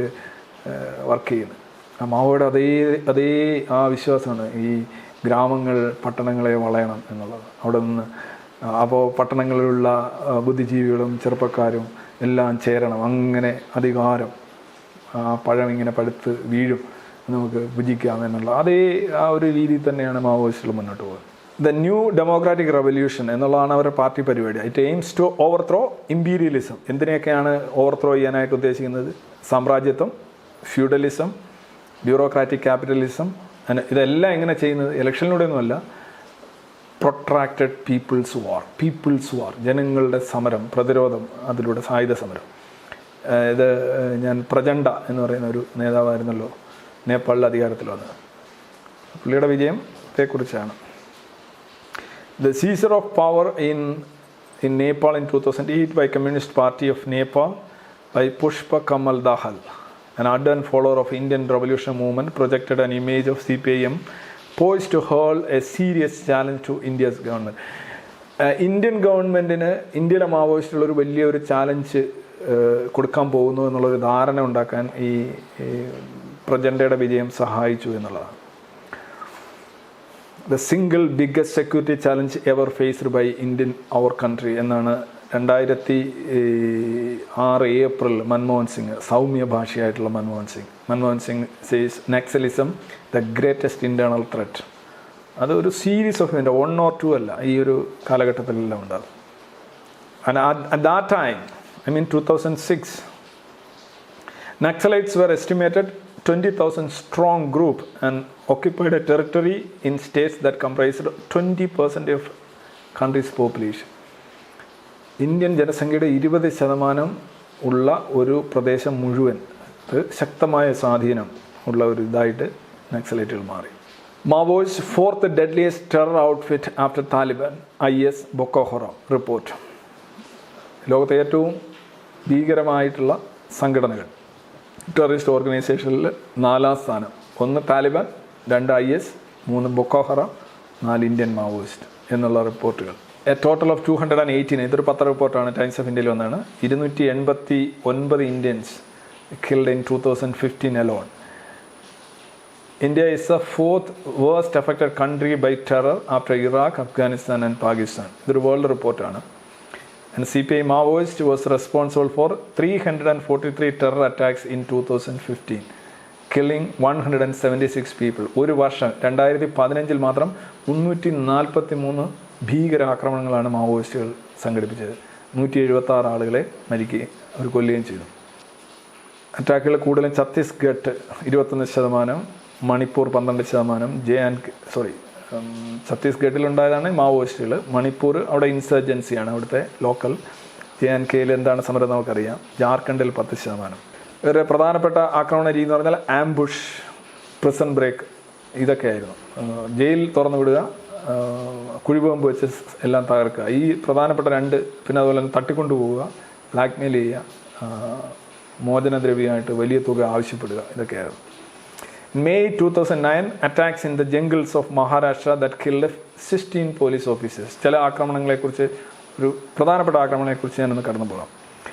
2009 മഹാരാഷ്ട്രയുടെ വനങ്ങളിൽ 16 പോലീസ് ഓഫീസേഴ്സിനെ കൊന്നു. അത് കുഴിബോംബ് വെച്ച് തന്നെയാണ്. 2010 ambush of police reinforcement troop in Chhattisgarh. On May 2019 in Gadchiroli district, Gadchiroli, that means the district in Maharashtra, the Maoists allegedly torched 27 vehicles belonging to a construction company. ഒരു കൺസ്ട്രക്ഷൻ കമ്പനിയുടെ 27 വെഹിക്കിൾസാണ് ഇവർ ബോംബ് വെച്ച് തകർത്തത് മഹാരാഷ്ട്രയിലെ ഗഡ്ചിറോളി എന്ന് പറയുന്ന സ്ഥലത്ത്. 10 മണിക്കൂർ കഴിഞ്ഞതിന് ശേഷം and 10 hours later detonated an improvised explosive device that killed 15 members of the quick response team, that QRT, that was sent for reinforcement. ആ 10 മണിക്കൂറിന് ശേഷം അവിടുത്തെ ക്വിക്ക് റെസ്പോൺസ് ടീം അവിടെ വീണ്ടും ഡിപ്ലോയ് ചെയ്ത് അവരിൽ 15 പേരെയും ബോംബ് വെച്ച് തകർത്ത് കളഞ്ഞു. പടങ്ങളൊക്കെ നോക്കാൻ ആ റോഡിനകത്ത് കുഴിച്ചിട്ടിട്ട് അവർ ടാർ ചെയ്ത് വൃത്തിയായിട്ടിരിക്കും. വണ്ടി കടന്നു പോകുമ്പോൾ തെറിച്ച് കിലോമീറ്ററുകൾ, ചിലപ്പോൾ കിലോമീറ്ററുകൾ വരെയാണ് ഈ വണ്ടി തെറിച്ച് പോകുന്നത്. നിരന്തരം 1, 2, 100 ഒന്നുമല്ല, നിരന്തരം. Fear മോങ്കറിങ് tactics. ഇവരുടെ ആക്രമണങ്ങൾ ഇത് നിരന്തരമാണ്. ഇതൊരു ലിസ്റ്റ് എടുക്കുകയാണെന്നുണ്ടെങ്കിൽ 100 കണക്കിന് ആക്രമണങ്ങൾ പോലീസുകാർക്കെതിരെയും CRP ഉണ്ട്. അപ്പം ഗവൺമെൻറ്റിന് ഇത് നേരിടാൻ കഴിയില്ല എന്നുള്ളൊരവസ്ഥയിലേക്ക് വന്നു. ദേ വർ പെർസീവ്ഡ് ഹെൽപ്ലെസ്, നിസ്സഹായരാണ് എന്നുള്ളത്. ഈ ഒരു ബോധ്യം 2 രീതിയിൽ ഇന്ത്യയെ കൂടുതൽ കഷ്ടത്തിലാക്കി. ഒന്ന്, മാവോയിസ്റ്റുകളെ നേരിടാൻ ഗവൺമെൻറ്റിന് സാധിക്കില്ല. മാവോയിസ്റ്റുകൾ തുടരെ വിജയം നേടുന്നു. ഇവർ ആക്രമണങ്ങൾ നടത്തുന്നു, ആളുകളെ കൊല്ലുന്നു, പോലീസുകാരെ കൊല്ലുന്നു, CRPFനെ കൊല്ലുന്നു. ഇവരിടപെടുന്ന ജനങ്ങൾക്കിടയിൽ കൂടുതൽ പ്രോ മാവോയിസ്റ്റായിട്ടുള്ള വികാരം ഉണ്ടാക്കാൻ കാരണം ഗവൺമെൻറ് അല്ല തങ്ങളെ പ്രൊട്ടക്റ്റ് ചെയ്യുന്നത്, തങ്ങളെ സഹായിക്കുന്നത് എന്നുള്ളൊരു ധാരണ ഇവരിൽ വരികയാണ്. കാര്യം ഗവൺമെൻറ് കൂടെ നിന്നാലും കാര്യമില്ല, ഗവൺമെൻറ്റിനെതിരെ ഏത് ആക്രമണവും നടത്താനായിട്ട് മാവോയിസ്റ്റുകൾക്ക് കഴിയും എന്ന് പറയും. അപ്പോൾ അങ്ങനെ ഈ പ്രദേശങ്ങളും ഈ കാട്ടിലെ ആദിവാസി മേഖലകളിലൊക്കെ സമ്പൂർണ്ണ ആധിപത്യമാണ് മാവോയിസ്റ്റുകൾ. അവരാരെങ്കിലും പോലീസിനെ എന്തെങ്കിലും രീതിയിൽ സഹായിക്കുകയോ CRPFനെ സഹായിക്കുകയോ ഒക്കെ വന്നു കഴിഞ്ഞാൽ അപ്പോഴേ അവരുടെ കാര്യം പോക്കാണ്. വിയറ്റ്നാം കോളനി എന്ന് പറഞ്ഞൊരു സിനിമ നിങ്ങൾ കണ്ടിട്ടുണ്ട് എന്നൊക്കെ മനസ്സിലാവും. ഇവരുടെ കീഴിലാണ് മുഴുവൻ ഏരിയാസ്. നിങ്ങൾക്ക് വേണ്ടി ഞങ്ങൾ ജീവിക്കുന്നു എന്നുള്ള ഒരു സിദ്ധാന്തമാണ് ഇവരെ കൊണ്ട് വാങ്ങിപ്പിക്കുന്നത്. ബിറ്റ്വീൻ 1980 and 2015, 1980 മുതൽ 2015 വരെ the Naxal insurgency cost 20,012 casualties. അതായത് 1980 മുതൽ 2015 വരെയുള്ള കാലഘട്ടം, 35 വർഷം അല്ലേ, ആ കാലഘട്ടത്തിൽ 20,012 കാഷ്വാലിറ്റീസാണ് നക്സൽ ഇൻസർജൻസി ഇന്ത്യയിൽ ഉണ്ടാക്കിയിട്ടുള്ളത്. Of these 4,761 are Naxalites. ഇതിൽ നക്സലൈറ്റുകൾ കൊല്ലപ്പെട്ടത് 4,761. സെക്യൂരിറ്റി ഫോഴ്സിൽ നിന്ന് 3,105 പേര് കൊല്ലപ്പെട്ടു. പക്ഷേ ഏറ്റവും കൂടുതൽ കൊല്ലപ്പെട്ടത് സിവിലിയൻസാണ്, 12,146. അതായത് 20,000 പേര് കൊല്ലപ്പെട്ടതിൽ 12,000 പേരും സിവിലിയൻസാണ്. അതാണ്. A report published by the Indian Home Ministry in 2019 demonstrated that since 2010, an average 417 civilians have been killed annually, approximately 1,200 incidents of violence perpetrated by the Maoist. അതായത് 2019 ഒരു ഹോം മിനിസ്റ്ററുടെ ആഭ്യന്തര വകുപ്പിൻ്റെ റിപ്പോർട്ട് പ്രകാരം 2010 ശേഷം ഓരോ വർഷവും 417 സിവിലിയൻസ് കൊല്ലപ്പെട്ടു. ഓരോ വർഷവും മാവോയിസ്റ്റുകൾ. നമ്മൾ 1-2 പേരൊക്കെ കൊല്ലപ്പെടുമ്പോൾ വലിയ ശ്രദ്ധിക്കപ്പെടുന്ന ഇതാണ്, ഈ മനുഷ്യരെല്ലാം കൊല്ലപ്പെടുന്നു. ഒരു വർഷം 417 പേര് 2010 ശേഷമാണ്. അവർ ശരിക്കും ദുർബലമാകുന്ന ഒരു സാഹചര്യത്തിലാണെന്ന് ആലോചിക്കണം. 2009 ഒരു ടെററിസ്റ്റ് ഓർഗനൈസേഷനായിട്ട് പ്രഖ്യാപിച്ചതിന് ശേഷമുള്ള കാര്യമാണ് ഞാൻ പറയുന്നത്. അതായത് അപ്രോക്സിമേറ്റ്ലി ഓരോ വർഷവും 1,200 അക്രമങ്ങളാണ്, 1,200 പെർ ഇയർ. അപ്പോൾ 365 നോക്കുമ്പോൾ ഓരോ ദിവസവും കുറഞ്ഞത് 3 അക്രമങ്ങൾ വെച്ച് ആവറേജ് ഇവിടെ മാവോയിസ്റ്റുകൾ സംഘടിപ്പിച്ചിട്ടുണ്ട്. ഇവിടെ ഫണ്ട് എവിടെ നിന്നാണ് വരുന്നത്? അവർ ഫിനാൻഷ്യൽ പോളിസി എന്ന് പറയുന്ന അവർ അഡോപ്റ്റ് ചെയ്ത ഒരു ലഘുലേഖ അല്ലെങ്കിൽ ഒരു പ്രമാണമുണ്ട്. അതിൽ പറയുന്നത് CPI Maoist 9th unity Congress 2017 ആണ് അത് പുറത്തിറക്കിയത്. അതിൽ പറയുന്നത് the sources of funding come from membership fees, അംഗത്വ ഫീസ്, കോൺട്രിബ്യൂഷൻ സംഭാവനകൾ, extortion and confiscation of wealth, സ്വത്ത് പിടിച്ചെടുക്കൽ, കൊള്ളയടി, and income of the enemy, ശത്രുവിൻ്റെ വരുമാനം കൊള്ളയടിക്കുക. അതുപോലെ തന്നെ റവല്യൂഷണറി ടാക്സ്, വിപ്ലവ നികുതി എന്നും പറഞ്ഞ് എല്ലാവർക്കും കൊടുക്കേണ്ട ഒരു സമാന്തര ഗവൺമെൻറ് പോലെ ഈ മേഖലകളിൽ അവരുടെ സ്വാധീന മേഖലകളിൽ പ്രവർത്തിക്കുകയാണ്. അവിടുത്തെ നിയമം എല്ലാം അവരാണ്. തർക്കങ്ങൾ തീർക്കുന്നതും വിവാഹമായാലും എന്ത് കാര്യമായാലും മാവോയിസ്റ്റുകളാണ്. അവർ ശരിക്കും അധികാരമാണ് ശരിക്കും നുണയുന്നത് അവിടെ. മാത്രമല്ല ഈ പല ബിസിനസ് സ്ഥാപനങ്ങളും ഈ ഛത്തീസ്ഗഡിലായാലും ജാർഖണ്ഡിലായാലും ബംഗാളിലായാലും ഈ കൽക്കരി അതേപോലുള്ള ഖനികളൊക്കെ ഉണ്ടല്ലോ, ഇവിടെ കൂടുതൽ ഇൻവെസ്റ്റ്മെൻറ്റ് വരികയും അവിടെ കൂടുതൽ ഖനികളൊക്കെ തുടങ്ങുമ്പോൾ ഇവിടെ എല്ലാം തന്നെ മാവോയിസ്റ്റുകൾ പിടിമുറുക്കുകയാണ് ചെയ്യുന്നത്. അവിടുന്ന് പലപ്പോഴും ഖനി പോലെയുള്ള സംരംഭങ്ങൾ വരുമ്പോൾ അവിടെയുള്ള ആളുകളെ ഒഴിപ്പിക്കേണ്ടി വരും. അങ്ങനെ ഡിസ്പ്ലേസ്മെൻറ്റ് ഓഫ് അവിടുത്തെ നേസൻ പോപ്പുലേഷൻ ഒരു വലിയ പ്രശ്നമായിരുന്നു. അവിടെ എല്ലാം തന്നെ മാവോയിസ്റ്റുകൾക്ക് വലിയ തോതിലുള്ള സാധ്യതകളാണ്. ഇത്തരം നമുക്കറിയാം സിംഗൂരായാലും ഇങ്ങനെയുള്ള ഒഴിപ്പിക്കൽ വരുന്നിടത്തെല്ലാം തന്നെ ഇവർ വലിയ തോതിൽ അവർക്ക് വിജയകരമായി പ്രവർത്തിക്കാൻ സാധിക്കും. ഇപ്പം ഈ പല വ്യവസായ സ്ഥാപനങ്ങൾ, പല മൈനുകളായാലും പല വ്യവസായ സ്ഥാപനങ്ങളായാലും അവർക്ക് പണ്ടേ ലൈസൻസൊക്കെ കിട്ടിയായിരിക്കും. പക്ഷേ അവർക്ക് ഈ മേഖലകളിൽ പ്രവർത്തിക്കണമെങ്കിൽ മാവോയിസ്റ്റുകളെ പേടിച്ചേ പറ്റുള്ളൂ. അപ്പോൾ മാവോയിസ്റ്റുകൾ അവിടെ ചെന്നിട്ട് അവർക്ക് ഭീഷണിപ്പെടുത്തി അവരുമായിട്ട് കരാറുണ്ടാക്കിയിട്ട് വൻതോതിലുള്ള സഹായം, വലിയ തോതിലുള്ള സഹായം ഈ മുതലാളിമാരെ കൊണ്ട് അല്ലെങ്കിൽ ഈ ബിസിനസ് സ്ഥാപനങ്ങളെ കൊണ്ട് മാവോയിസ്റ്റുകൾ അവർക്ക് വേണ്ടി നടത്തിക്കും. അപ്പോൾ ഇവർ പൈസ കൊടുക്കാൻ നിർബന്ധിതമാണ്. പൈസ കൊടുത്തില്ല എന്നുണ്ടെങ്കിൽ അവർക്കവിടെ പ്രവർത്തിക്കാൻ പറ്റില്ല, അവർക്ക് എന്തെങ്കിലും പ്രശ്നങ്ങളുണ്ടാകും. അപ്പോൾ സംഗതി എന്താണെന്ന് പറഞ്ഞാൽ 2009 ടെററിസ്റ്റ് ഓർഗനൈസേഷനായിട്ട് പ്രഖ്യാപിച്ചപ്പെട്ട മാവോയിസ്റ്റുകൾക്ക് ഇവർ പേടിച്ചു കൊടുക്കുന്ന പൈസ വെച്ച് അവർ ടെററിസ്റ്റ് ആക്ടിവിറ്റീസ് സംഘടിപ്പിക്കുമ്പോൾ ശരിക്കും ടെറർ ഫൈനാൻസിങ് ആണ് ഇവർ നടത്തുന്നത്. ഇത് അവർക്കെതിരെയുള്ള കുറ്റമാണ്. അവരൊന്ന് പേടിച്ചാണ് അവർക്ക് മാവോയിസ്റ്റുകൾക്ക് പൈസ കൊടുക്കുന്നത്. പക്ഷേ അതേസമയം ഇത് രാജ്യത്തിനെതിരെ ഉള്ള ഭീകരപ്രവർത്തനം ഉപയോഗിക്കപ്പെടുമ്പോൾ സ്വാഭാവികമായിട്ടും കേസ് വരുമ്പോൾ ടെറർ ഫൈനാൻസിങ് നടത്തിയെന്നാണ് വരിക.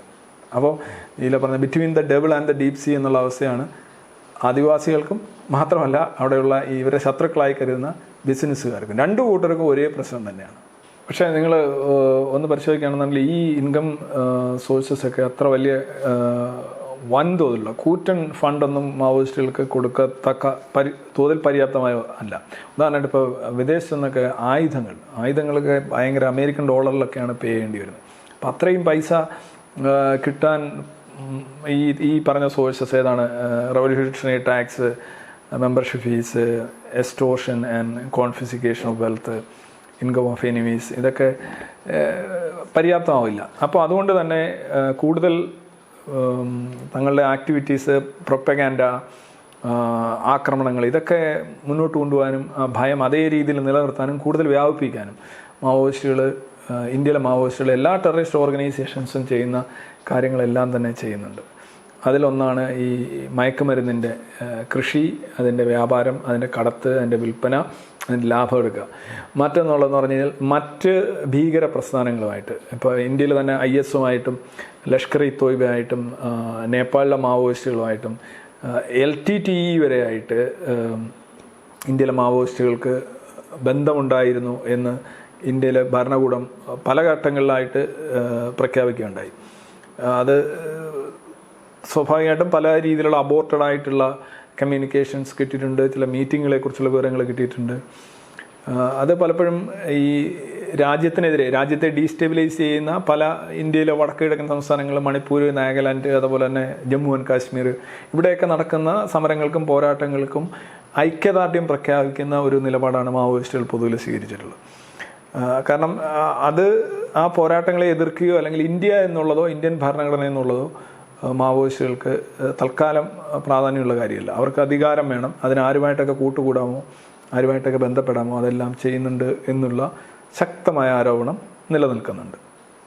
ഇപ്പോൾ ഇത് 2017 ഒരു റിപ്പോർട്ടാണ്, Jharkhand deep into opium cultivation. ജാർഖണ്ഡിലെ ഓപ്പിയം കൾട്ടിവേഷൻ്റെ ഒരു നീണ്ട ഹിന്ദുസ്ഥാൻ ടൈംസിൽ വന്നൊരു റിപ്പോർട്ടാണ്. അതുപോലെ തന്നെ ദ ന്യൂ ഇന്ത്യൻ എക്സ്പ്രസ്സിൽ വന്ന ഒരു ഇതാണ്.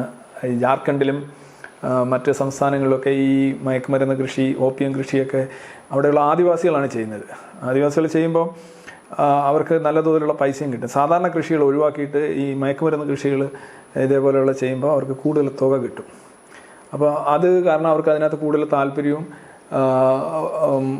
അവർ കൂടുതൽ ചെയ്യാനുള്ള ഒരു പ്രവണതയുണ്ടാകുന്നു. അപ്പോൾ അതുകൊണ്ട് ജാർഖണ്ഡ് ഗവൺമെൻറ് ഒരു പുതിയ ഒരു നിലപാടെടുത്തതിനെ കുറിച്ചാണ് ഇന്ത്യൻ എക്സ്പ്രസ് 2019 പറയുന്നത്. അതായത് medicinal plants in place of OPM fields in Naxal zone in Khunti എന്ന് പറയുന്ന സ്ഥലത്ത് മെഡിസിനൽ പ്ലാന്റ് വളർത്തും. നിങ്ങൾ ഈ മയക്കുമരുന്ന് വളർത്തേണ്ട, അത് രാഷ്ട്രത്തെയും യുവതലമുറയും നശിപ്പിക്കുന്നതാണ് എന്നാണ് ജാർഖണ്ഡ് ഗവൺമെൻറ് പറയുന്നത്. അങ്ങനെ അവർക്ക് ഈ മെഡിസിനൽ പ്ലാന്റ്സിൻ്റെ തൈകളൊക്കെ കൊടുക്കുന്ന ഒരു സ്കീം തന്നെ. In 2018 Indian police seized an amount of crude heroin equivalent of 700 million rupees, approximately 8.8 million euros from Naxal area. Naxal ഏരിയയിൽ നിന്ന് മാത്രം 2018 ഇന്ത്യൻ പോലീസ് 700 million രൂപയ്ക്കുള്ള ഹെറോയിൻ ആണ് പിടിച്ചെടുത്തത്. Maoist have been known to entail villages of OPM production. ഓപ്പിയത്തിൻ്റെ ഒരു പൂവാണ് നിങ്ങൾ ഈ കാണുന്നത്. Providing them with seeds. എന്തൊക്കെയാണ്, വെറുതെ നിങ്ങൾ OPM കൃഷി ചെയ്യാം എന്ന് പറയുകയല്ല, കൃഷി ചെയ്യാനായിട്ടുള്ള മുഴുവൻ ലിറ്ററേച്ചറും കൊടുക്കുക, വിത്ത്, വളം, സ്റ്റാർട്ടപ്പ്, പൈസ, ഇൻവെസ്റ്റ്മെൻറ്റ് കൊണ്ടുപോയി നീ കൃഷി ചെയ്ത് വലിയ മഹാനാവുന്ന പറയും. എന്നിട്ട് അവരിൽ നിന്ന് തന്നെ സാധനം എടുക്കുകയാണ്. അതായത് റിവാർഡ് ഓഫ് 10,000 per kg ആണ് കൊടുക്കുന്നത്. ഏതാണ്ട് 130 യൂറോയാണ് ഒരു കിലോ OPM അതിൻ്റെ ഹാർവെസ്റ്റ് ചെയ്ത് കൊടുക്കുമ്പോൾ കൊടുക്കണം, 1 കിലോയ്ക്ക്.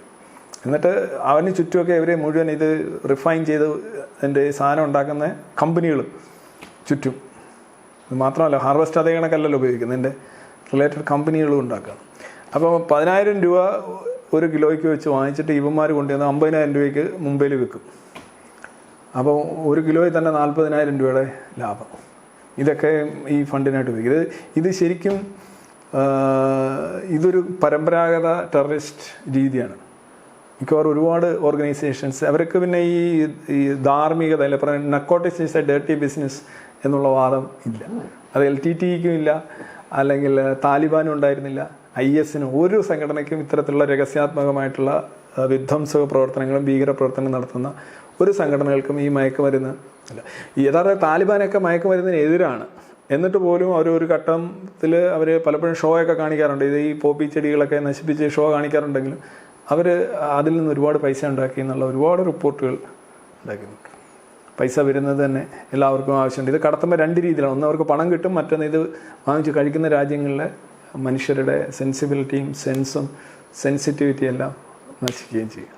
ഈ പോപ്പി കൃഷി കൊണ്ട് 2-3 കാര്യമുണ്ട്. ഒന്ന്, ഈ ഞാൻ മുമ്പ് സൂചിപ്പിച്ചോണം, ഈ ആദിവാസികൾക്കും മറ്റ് കർഷകർക്കൊക്കെ ഒരുപാട് പൈസ കിട്ടുന്നു. അപ്പോൾ അവർക്ക് മാവോയിസ്റ്റുകളോടുള്ള സ്നേഹം കൂടി. ഇന്നലെ 60 രൂപ 50 രൂപ കിലോയ്ക്ക് കിട്ടിക്കൊണ്ടിരുന്ന സ്ഥാനത്താണ് 10,000 രൂപ കിട്ടുന്നത്. എഫേർട്ടല്ല ഒന്നല്ലേ, ഒന്നത്. And it's a way to secure permanent loyalty. ഇങ്ങനെ നിങ്ങൾ മയക്കുമരുന്നോ അല്ലെങ്കിൽ കള്ളവാറ്റോ അല്ലെങ്കിൽ അങ്ങനെ എന്തെങ്കിലും കാര്യം നിങ്ങൾക്ക് വേണ്ടി ഒരാൾ ചെയ്യുകയാണെന്നുണ്ടെങ്കിൽ അയാൾ നിങ്ങളുടെ ലോയലായിരിക്കും. കാര്യം പിടിക്കപ്പെട്ട അവനും അകത്താവില്ല. അപ്പോൾ ഒരു ഭയങ്കര ബോണ്ട്, ശക്തമായ ബോണ്ട് ഉണ്ടാവും. അത് അങ്ങനെ ഒരു അസ്ഥി പിടിച്ച ബോണ്ടായിരിക്കും ഉണ്ടാവുക. പിന്നെ ഇതുകൊണ്ടൊരു വലിയൊരു പ്രശ്നം എന്ന് വെച്ചാൽ ഇറ്റ് റിമൂവ്സ് മറ്റ് കൃഷി വഴി, ഇപ്പോൾ തക്കാളിയോ അല്ലെങ്കിൽ ഉരുളൻകിഴങ്ങോ അല്ലെങ്കിൽ അങ്ങനെ കൃഷി, അവരുടെ പരമ്പരാഗത കൃഷികളൊക്കെ വെച്ച് ഇൻകം ഉണ്ടാക്കാനായിട്ടുള്ള അവസരം ഈ പാവങ്ങൾക്ക് നിഷേധിക്കപ്പെടുകയാണ്. മനസ്സിലായില്ലേ? അങ്ങനെ കൃഷി ചെയ്യാൻ ഇവർ സമ്മതിക്കില്ല. കാര്യം മാവോയിസ്റ്റുകൾ കൊടുക്കുന്ന വിത്തേ ഇവർക്ക് ഇറക്കാൻ പറ്റുള്ളൂ. സ്വന്തമായ വിത്തുകളും അല്ല ഗവൺമെൻറ് കൊടുക്കുന്ന വിത്തുകളോ മറ്റു കാര്യങ്ങളോ ഒന്നും ഇറക്കിക്കഴിഞ്ഞാൽ അവർ ഉടനെ ചാപ്പയടിക്കുക, ചിലപ്പം അത് ലാസ്റ്റ് കൃഷിയായിരിക്കും. ഇനി മറ്റൊരു കാര്യം, ഈ മാവോയിസ്റ്റുകൾ കൊടുക്കുന്ന വിത്തുകൾ വെച്ച് കൃഷി ചെയ്ത് കഴിഞ്ഞാൽ 2 ഉണ്ട്. ഒന്നാമത് മാവോയിസ്റ്റുകൾ ഭയങ്കര പൊട്ടിത്തെറിപ്പ് മറ്റേ ഭീകരവാദ പ്രവർത്തനങ്ങളൊക്കെ നടത്തുന്നുണ്ട്. അവരുടെ പ്രൊട്ടക്ഷനും അവരുടെ പരിഗണനയും കിട്ടും. ഗവൺമെൻറ്റിൻ്റെ ആണെങ്കിൽ അങ്ങനെ കിട്ടില്ലല്ലോ. അപ്പോൾ ഒന്നാലോചിച്ച് ഏതെല്ലാം രീതിയിലാണ് അവരുടെ പ്രവർത്തനത്തെ ഈ OPM കൃഷി, അതുപോലെ ഹെറോയിൻ നിർമ്മാണം, കടത്ത് ഒക്കെ സഹായിക്കുന്നതെന്ന് ആലോചിച്ചു. ഇത് ശരിക്കും താലിബാനൊക്കെ കൃത്യമായി അഫ്ഗാനിസ്ഥാനിൽ നടപ്പിലാക്കിയ കാര്യമാണ്. അതിൻ്റെ സംബന്ധിച്ചുള്ള കുറേ റിപ്പോർട്ടുകളാണ് ഞാൻ വായിക്കുക. Profiting from harvesting and trafficking cannabis from Orissa, the parts of which under Maoist control. In 2017, the Indian government seized 352 tons of trafficking cannabis. 2017 മാത്രം 352 ടൺ കനാബീസ് ആണ് കണ്ടെടുത്തത്. In 2010, a Bangalore police stumbled across the plans to arrange a meeting between Chota Shakil's men and Naxalite leaders. 2010 ദാവീദ് ഇബ്രാഹിമിൻ്റെ ഒരു പ്രമുഖ അംഗമാണല്ലോ, D കമ്പനിയിലെ പ്രമുഖ അംഗമാണ് ചോട്ടാ ഷക്കീൽ എന്ന് പറയുന്നത്. അയാളുമായിട്ട് മീറ്റിംഗ് കൂടുന്നതിൻ്റെ പ്ലാൻസും മറ്റു കാര്യങ്ങളും ബാംഗ്ലൂരു പോലീസ് 2010 അവർ കണ്ടെത്തുകയുണ്ടായി. The training with the Student Islamic Movement SIMI ഇന്ത്യയിൽ നിരോധിക്കപ്പെട്ട പ്രസ്ഥാനമാണ്. And banned organization which ties in ISI in 2008 ISI ബന്ധമുള്ള സിമിയുമായിട്ടുള്ള ചർച്ചകൾ, അവരുമായി ബന്ധപ്പെട്ടതിൻ്റെ രേഖകൾ ഇന്ത്യ ഗവൺമെൻറ് കിട്ടിയിട്ടുണ്ട്. മാവോയിസ്റ്റുകൾ in 2010 members of the ISI back Lashkar-e-Taiba LET reportedly met with Naxal leaders 2010. അവർ രണ്ടുപേർ വന്ന് സന്ദർശിച്ചതിൻ്റെയൊക്കെ കുറേ റിപ്പോർട്ടുകളൊക്കെ ഉണ്ടായിരുന്നു. പൊതുവിൽ ഈ മറ്റ് ടെറർ നെറ്റ്വർക്കുകളുമായിട്ട് ഉള്ള ബന്ധം, അതുപോലെ തന്നെ Indian Maoist trying to rebuild contacts with Nepali comrades. Rebuild എന്ന് പറയാൻ കാര്യം അവർ ഈ ഭരണത്തിൽ കയറിയതിന് ശേഷം അല്പം ഒരു ഇതുണ്ടായിരുന്നു. This is A report from 2010. മാവോയിസ്റ്റുകൾ അധികാരത്തിൽ വന്നതിന് ശേഷം അവർക്കുള്ള ഒരു അനിഷ്ടം, ആ അനിഷ്ടത്തെ മറികടക്കുന്ന രീതിയിൽ ആണ് വീണ്ടും മാവോയിസ്റ്റ് ലിങ്കിങ് വിത്ത് തമിഴ് ടൈഗേഴ്സ്. മറ്റൊരു റിപ്പോർട്ട് ടൈംസ് ഓഫ് ഇന്ത്യയിലാണ്. ഇത് കുറേ റിപ്പോർട്ടുകൾ, കുറേ പത്രവാർത്തകളൊക്കെ ഈ കാലഘട്ടങ്ങളിൽ ഇറങ്ങിയിട്ടുണ്ട്. 2000-കളിലാണ്, അതായത് 2000-നോടനുബന്ധിച്ച് ആ സമയത്തൊക്കെയാണ് ഈ ലിബറേഷൻ ടൈഗേഴ്സ് ഓഫ് തമിഴ് ഈളം അവരുമായിട്ട് ബന്ധപ്പെടുന്നത്. പ്രത്യേകിച്ച് ആയുധ പരിശീലനം കൊടുത്തുവെന്നും ആയുധങ്ങൾ കൊടുത്തുവെന്നും ഒക്കെ പറയപ്പെടുന്നുണ്ട്. അതുപോലെ തന്നെ അവർ ആസാമിലും ജമ്മു ആൻഡ് കാശ്മീരിലും മണിപ്പൂരിലും നാഗാലാൻഡിലുള്ള ഇൻസർജൻസിയെ ഞാൻ മുമ്പേ സൂചിപ്പിച്ചോണം സപ്പോർട്ട് ചെയ്യുന്ന നിലപാടാണ് മിക്കപ്പോഴും മാവോയിസ്റ്റുകൾ സ്വീകരിച്ചിട്ടുള്ളത്. അതുപോലെ തന്നെ അവർ ഏറ്റവും വലിയ അടുത്തൊരു സുഹൃത്തായിരുന്നു ULFA, United Liberated Front of Assam, of working with Naxalites to smuggling drugs and counterfeit money along with Indian Bangladeshi border. ഈ മയക്കുമരുന്ന് മാത്രമല്ല, നക്സലൈറ്റുകളുടെ മറ്റൊരു അല്ലെങ്കിൽ മാവോയിസ്റ്റുകളുടെ മറ്റൊരു ഉപാധിയായിട്ട് കണ്ടുള്ളത് ഈ കള്ളപ്പണമല്ല, വ്യാജ കറൻസി കൊണ്ടുവന്ന് വിതരണം ചെയ്യുക. അത് പാകിസ്ഥാനിൻ്റെ IS പലപ്പോഴും ചെയ്യുന്നു എന്ന് പറയുന്ന ഒരു കാര്യമാണ്. അവർ ഈ ഇന്ത്യൻ കറൻസി ഏറ്റവും കൂടുതൽ ഇന്ത്യൻ പട്ടണങ്ങളിലേക്കും നഗരങ്ങളിലേക്കും കൊണ്ടുവന്ന് വെച്ചിട്ട് ഇന്ത്യൻ കറൻസിയുടെ തന്നെ വിലയിടിക്കുക, ഇൻഫ്ലേഷണറി പ്രഷർ ഉണ്ടാക്കുക, രാജ്യത്തെ സാമ്പത്തികമായിട്ട് ആക്രമിക്കുന്ന ഒരു രീതി, അതിന് ഈ മാവോയിസ്റ്റുകളുടെ സഹായമുണ്ട് എന്നാണ് റിപ്പോർട്ടുകൾ. അതുപോലെ തന്നെ Shailan Sarkar, a member of the Communist Party of Bangladesh, was accused of training Naxalites in ISI sponsored camps in Bangladesh. ബംഗ്ലാദേശിലെ ISI ക്യാമ്പുകളിൽ നക്സലൈറ്റുകൾക്ക് പരിശീലനം കൊടുത്തു എന്നുള്ള ആരോപണം ബംഗ്ലാദേശി കമ്മ്യൂണിസ്റ്റ് പാർട്ടിയിലെ ഒരു മെമ്പറായിട്ടുള്ള ശൈലൻ സർക്കാരിനെതിരെ ഉയർന്നിട്ടുണ്ട്. ഇനി മറ്റൊന്ന് ഇവരെ വെപ്പൺസാണ്. ഇവരെ വെപ്പൺസ് യഥാർത്ഥത്തിൽ ഇവർക്ക് പല ആൾക്കാരിൽ നിന്നാണ് വെപ്പൺസ് കിട്ടുന്നത്. IS തൊട്ട് പിന്നെ ബംഗ്ലാദേശിൽ നിന്ന് കിട്ടുന്നുണ്ട്, ഇപ്പോൾ തമിഴ് ഈലം അവരെ നിന്ന് കിട്ടിയെന്ന് പറയുന്നുണ്ട്. പിന്നെ അവർ സ്വന്തമായി ഉണ്ടാക്കുന്ന വെപ്പൺസ്, ബോംബുകൾ, ഡൈനാമിറ്റുകളുണ്ട്. അതുകൊണ്ട് തന്നെ സുസജ്ജമായ ഒരു സായുധ സേന ഉണ്ടെങ്കിൽ ഇവർ ആയുധങ്ങൾ തമ്മിൽ ഒരു സ്റ്റാൻഡർഡൈസേഷൻ ഇല്ല. പല കയ്യിലും പല സാധനങ്ങളാണ് ഇരിക്കുന്നത്, മനസ്സിലായത്. സാധാരണ ഒരു ടെററിസ്റ്റ് ഗ്രൂപ്പ്, ഇപ്പോൾ ലഷ്കർ-ഇ-തോയ്ബ ആണെങ്കിലും താലിബാൻ ആണെങ്കിലും IS ആണെങ്കിലും നോക്കുകയാണെങ്കിൽ ആയുധങ്ങളുടെ കാര്യത്തിൽ ഒരു സ്റ്റാൻഡർഡൈസേഷൻ ഉണ്ടാകും. പക്ഷേ ഇവർക്ക് അങ്ങനെയില്ല. കാരണം ബിക്കോസ് ഇപ്പോൾ അവർ പല സോഴ്സാണ് നമ്പുന്നത്. പക്ഷേ ഇതോടൊപ്പം തന്നെ ഈ ഭീകരാക്രമണങ്ങൾ വെച്ച് കമ്മ്യൂണിസം ഇന്ത്യയിൽ ഇൻസ്റ്റാൾ ചെയ്യാനായിട്ടാണ് മാവോയിസ്റ്റുകൾ ശ്രമിക്കുന്നതെങ്കിലും അവരെ പ്രധാനമായിട്ട് കമ്മ്യൂണിസത്തെക്കുറിച്ച് ചൈനീസ് കമ്മ്യൂണിസ്റ്റ് പാർട്ടി ചെയ്യുന്ന കാര്യമല്ല യഥാർത്ഥത്തിൽ ഇന്ത്യയിലെ മാവോയിസ്റ്റുകൾ ഇന്ത്യയിൽ ചെയ്യുന്നത്. ഇവർ വികസന വിരുദ്ധരാണ് അടിസ്ഥാനപരമായിട്ട്. അവർ പ്രധാനമായിട്ട് എന്തൊക്കെയാണ് തകർക്കുന്നത്? പാലങ്ങൾ തകർക്കുക, റോഡുകൾ തകർക്കുക, എന്തെങ്കിലും ഡെവലപ്മെൻ്റൽ പ്രോജക്റ്റ് ഏതെങ്കിലും ഏരിയ വരികയാണെങ്കിൽ അവിടെ നിന്ന് നിക്ഷേപകരെ ഭയപ്പെടുത്തി ആട്ടി ഓടിക്കുക, അല്ലെന്നുള്ള അവരിൽ നിന്ന് പൈസ വാങ്ങിക്കുക. പിന്നീട് സ്വന്തമായിട്ട് എന്തെങ്കിലും ഗവൺമെൻറ് പദ്ധതികൾ, തൊഴിൽ ദാന പദ്ധതികളോ അല്ലെന്നുണ്ടെങ്കിൽ നിക്ഷേപ പദ്ധതി, സഹായ പദ്ധതികളോ ഒക്കെ വരികയാണെന്നുണ്ടെങ്കിൽ ഇതൊന്നും വാങ്ങിക്കാനായിട്ട് അത് ലോക്കൽ പോപ്പുലേഷനെ ഇവർ അനുവദിക്കത്തില്ല. ഇവരുടെ സ്വാധീന മേഖലകളിൽ ഇവർ മൊത്തത്തിൽ വികസന വിരുദ്ധത എന്ന് പറയുന്നതും അതുപോലെ ഇൻഫ്രാസ്ട്രക്ചർ, സാധാരണഗതിയിൽ ഈ ആദിവാസികളുടെയും ദളിതരുടെയും അല്ലെങ്കിൽ നിസ്വരായ ജനങ്ങളുടെയൊക്കെ സംരക്ഷകരായിട്ടാണ് ഇവർ അവതരിപ്പിക്കുന്നത്. അപ്പോൾ അവർ 10-15 വർഷമൊക്കെ അവർ അടക്കി ഭരിച്ച മേഖലകളിൽ എത്ര റോഡുണ്ട്, എത്ര ആശുപത്രികളുണ്ട്, എത്ര വിദ്യാഭ്യാസ സ്ഥാപനങ്ങൾക്ക് അവർക്ക് ഒരു താല്പര്യമില്ല. ഇതുണ്ട് എന്നുള്ളൊരു ചോദ്യമുണ്ട്. അവിടെ ഇതൊന്നും ഉണ്ടാക്കുക, ഇൻഫ്രാസ്ട്രക്ചർ ഡെവലപ്പ് ചെയ്യുക ഉള്ളതൊന്നും അല്ലെ. ഇവരുടെ ഭരണം സദ്ഭരണമായിരിക്കണം. അല്ലേ ഇപ്പോൾ സാധാരണ പറയുന്നത് ഗവൺമെൻറ്റിൻ്റെ പിന്നെ അശ്രദ്ധ അല്ലെങ്കിൽ ആലസ്യം കാരണമാണ് ഇത്തരം പ്രസ്ഥാനങ്ങൾ ജനങ്ങളുടെ ഇടയിൽ വേരൂന്നെന്നാണ് പറയുന്നത്. ഒരു കാര്യം മനസ്സിലാക്കേണ്ടത്, ലോകത്ത് പട്ടിണി ഉള്ളിടത്തെല്ലാം മാവോയിസം ഇല്ല. ലോകത്ത് പിന്നോക്കാവസ്ഥ ഉള്ളിടത്തെല്ലാം മാവോയിസം ഇല്ല. പിന്നോക്കാവസ്ഥയ്ക്കും പട്ടിണിക്കും പരിഹാരമേ അല്ല മാവോയിസം പോലെയുള്ള പ്രസ്ഥാനങ്ങൾ. പക്ഷേ ഇവർ എന്തൊക്കെയാണോ പരിഹരിക്കുക, എന്തൊക്കെ കാരണത്താലാണോ നിങ്ങളെ സഹായിക്കാമെന്ന് പറഞ്ഞവർ വരുന്നത്, അതൊന്നും അവർക്ക് സ്വാധീനം ലഭിക്കുന്ന പ്രദേശങ്ങളിൽ അവർ പരിഹരിക്കുന്നേ ഇല്ല എന്ന് മാത്രമല്ല, തിരിച്ച് ഗവൺമെൻറ് അല്ലെങ്കിൽ സർക്കാർ ഏതെങ്കിലും രീതിയിൽ അവിടെ പദ്ധതികളോ നിക്ഷേപങ്ങളോ കൊണ്ടുവന്ന് ആ മേഖലയെ കുറച്ചുകൂടെ വിപുലീകരിക്കാനും വികസിപ്പിക്കാനും ശ്രമിക്കുമ്പോൾ അതിനെല്ലാം ഒന്നൊന്നായി നശിപ്പിക്കുക എന്നുള്ളത് മാവോയിസ്റ്റുകൾ പിന്തുടരുന്ന ഒരു രീതിയാണ് എന്നുള്ളതാണ്. എത്ര വിചിത്രമായ കാര്യമാണ്. അതായത് ഗവൺമെൻറ് സഹായിക്കാൻ സമ്മതിക്കില്ല എന്നുള്ളതാണ്. ഗവൺമെൻറ്റിൻ്റെ ഭാഗത്ത് ഒരുപാട് പിഴവുകളുണ്ട്. നമ്മൾ ജനത എന്ന നിലയിൽ തന്നെ ഇത്തരത്തിലുള്ള അവശ്യ വിഭാഗങ്ങളെയും അല്ലെങ്കിൽ ഈ ആ ഭാഗങ്ങളെയൊക്കെ ഒരുപാട് നമ്മൾ അവഗണിച്ചിട്ടുണ്ടെന്നുള്ള ഒരു സത്യം തന്നെയാണ്. പക്ഷേ അതിന് അവിടത്തേക്ക് ഡെവലപ്മെൻറ്റുകൾ എത്തിക്കാനോ അല്ലെങ്കിൽ അവരുടെ കാര്യം കുറച്ചുകൂടെ മുന്നോട്ട് കൊണ്ടുപോകാനോ ഒക്കെ ഇതേപോലുള്ള സായുധ സമരങ്ങളോ അല്ലെങ്കിൽ ആക്രമണങ്ങളോ ഗവൺമെൻറ്റിനൊരു പ്രേരണയായിട്ടുണ്ടാകുന്നുള്ളതും സത്യമാവും. പക്ഷേ അങ്ങനെ ചെയ്യുമ്പോഴും, അങ്ങനെ കുറച്ചുകൂടെ ഫണ്ടും കുറച്ച് നിക്ഷേപങ്ങളൊക്കെ എത്തിക്കാൻ ശ്രമിക്കുമ്പോഴും ഇവരതിനെ എതിർക്കുകയാണ് ചെയ്യുന്നത്. അങ്ങനെ ഇവർ ഈവൻ മൊബൈൽ ടവറുകൾ വരെ ബ്ലോൺ അപ്പ് ചെയ്യാറുണ്ട്. മൊബൈൽ ടവർ അവർക്ക് ഇഷ്ടമല്ല, അവർക്ക് അവരുടെ കമ്മ്യൂണിക്കേഷനിൽ മാത്രമേ താല്പര്യമുള്ളൂ. ഇന്ത്യയിൽ 2009 integrated action plan IAP, which provides funds for focused development projects in areas of high intensity Maoist violence, saw an expected backlash. ഇത് ഇന്ത്യയിലെ ഒരു വലിയൊരു പദ്ധതിയായിരുന്നു. ഈ മാവോയിസ്റ്റ് സ്വാധീന പ്രദേശങ്ങളിൽ ഒരു ഇൻ്റഗ്രേറ്റഡ് ആക്ഷൻ പ്ലാൻ IAP എന്ന് പറഞ്ഞ ഒരു ഡെവലപ്മെൻറ്റൽ പ്രോജക്ട്സ് അവിടെ വികസിപ്പിക്കാനുള്ള പദ്ധതികളൊക്കെ നടപ്പിലാക്കിയപ്പം ഇത് മാവോയിസ്റ്റുകൾ അതിനെ ശക്തിയുക്തം എതിർക്കുകയും അതിനെതിരെ അതിൻ്റെ ഉദ്യോഗസ്ഥർ അവിടെ വന്നത് ചെയ്യുന്നതിനും അല്ലെങ്കിൽ അവിടത്തേക്ക് സാധനങ്ങൾ എത്തിക്കുന്നതിനൊക്കെ തടയുകയും ബ്ലാസ്റ്റുകൾ നടത്തുകയാണ് ചെയ്തത്. ഓപ്പറേഷൻ ഗ്രീൻ ഹണ്ട് എന്നാണ് മാവോയിസ്റ്റ് വേട്ട അറിയപ്പെടുന്നത്. മാവോയിസ്റ്റ് വേട്ട എന്ന് പറയുന്ന ടൈമുണ്ട് മാവോയിസ്റ്റുകളെ. And law and order is A state subject. അതൊരു വലിയ പ്രശ്നമാണ്.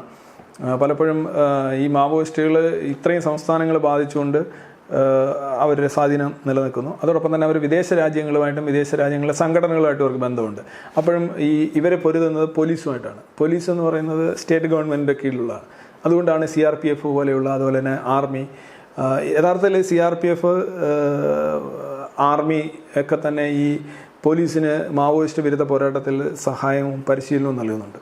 അതോടൊപ്പം ഈവൻ ഇന്ത്യൻ എയർഫോഴ്സും ഇത്തരത്തിലുള്ള സഹായം നൽകുന്നുണ്ട് എന്നുള്ളതാണ്.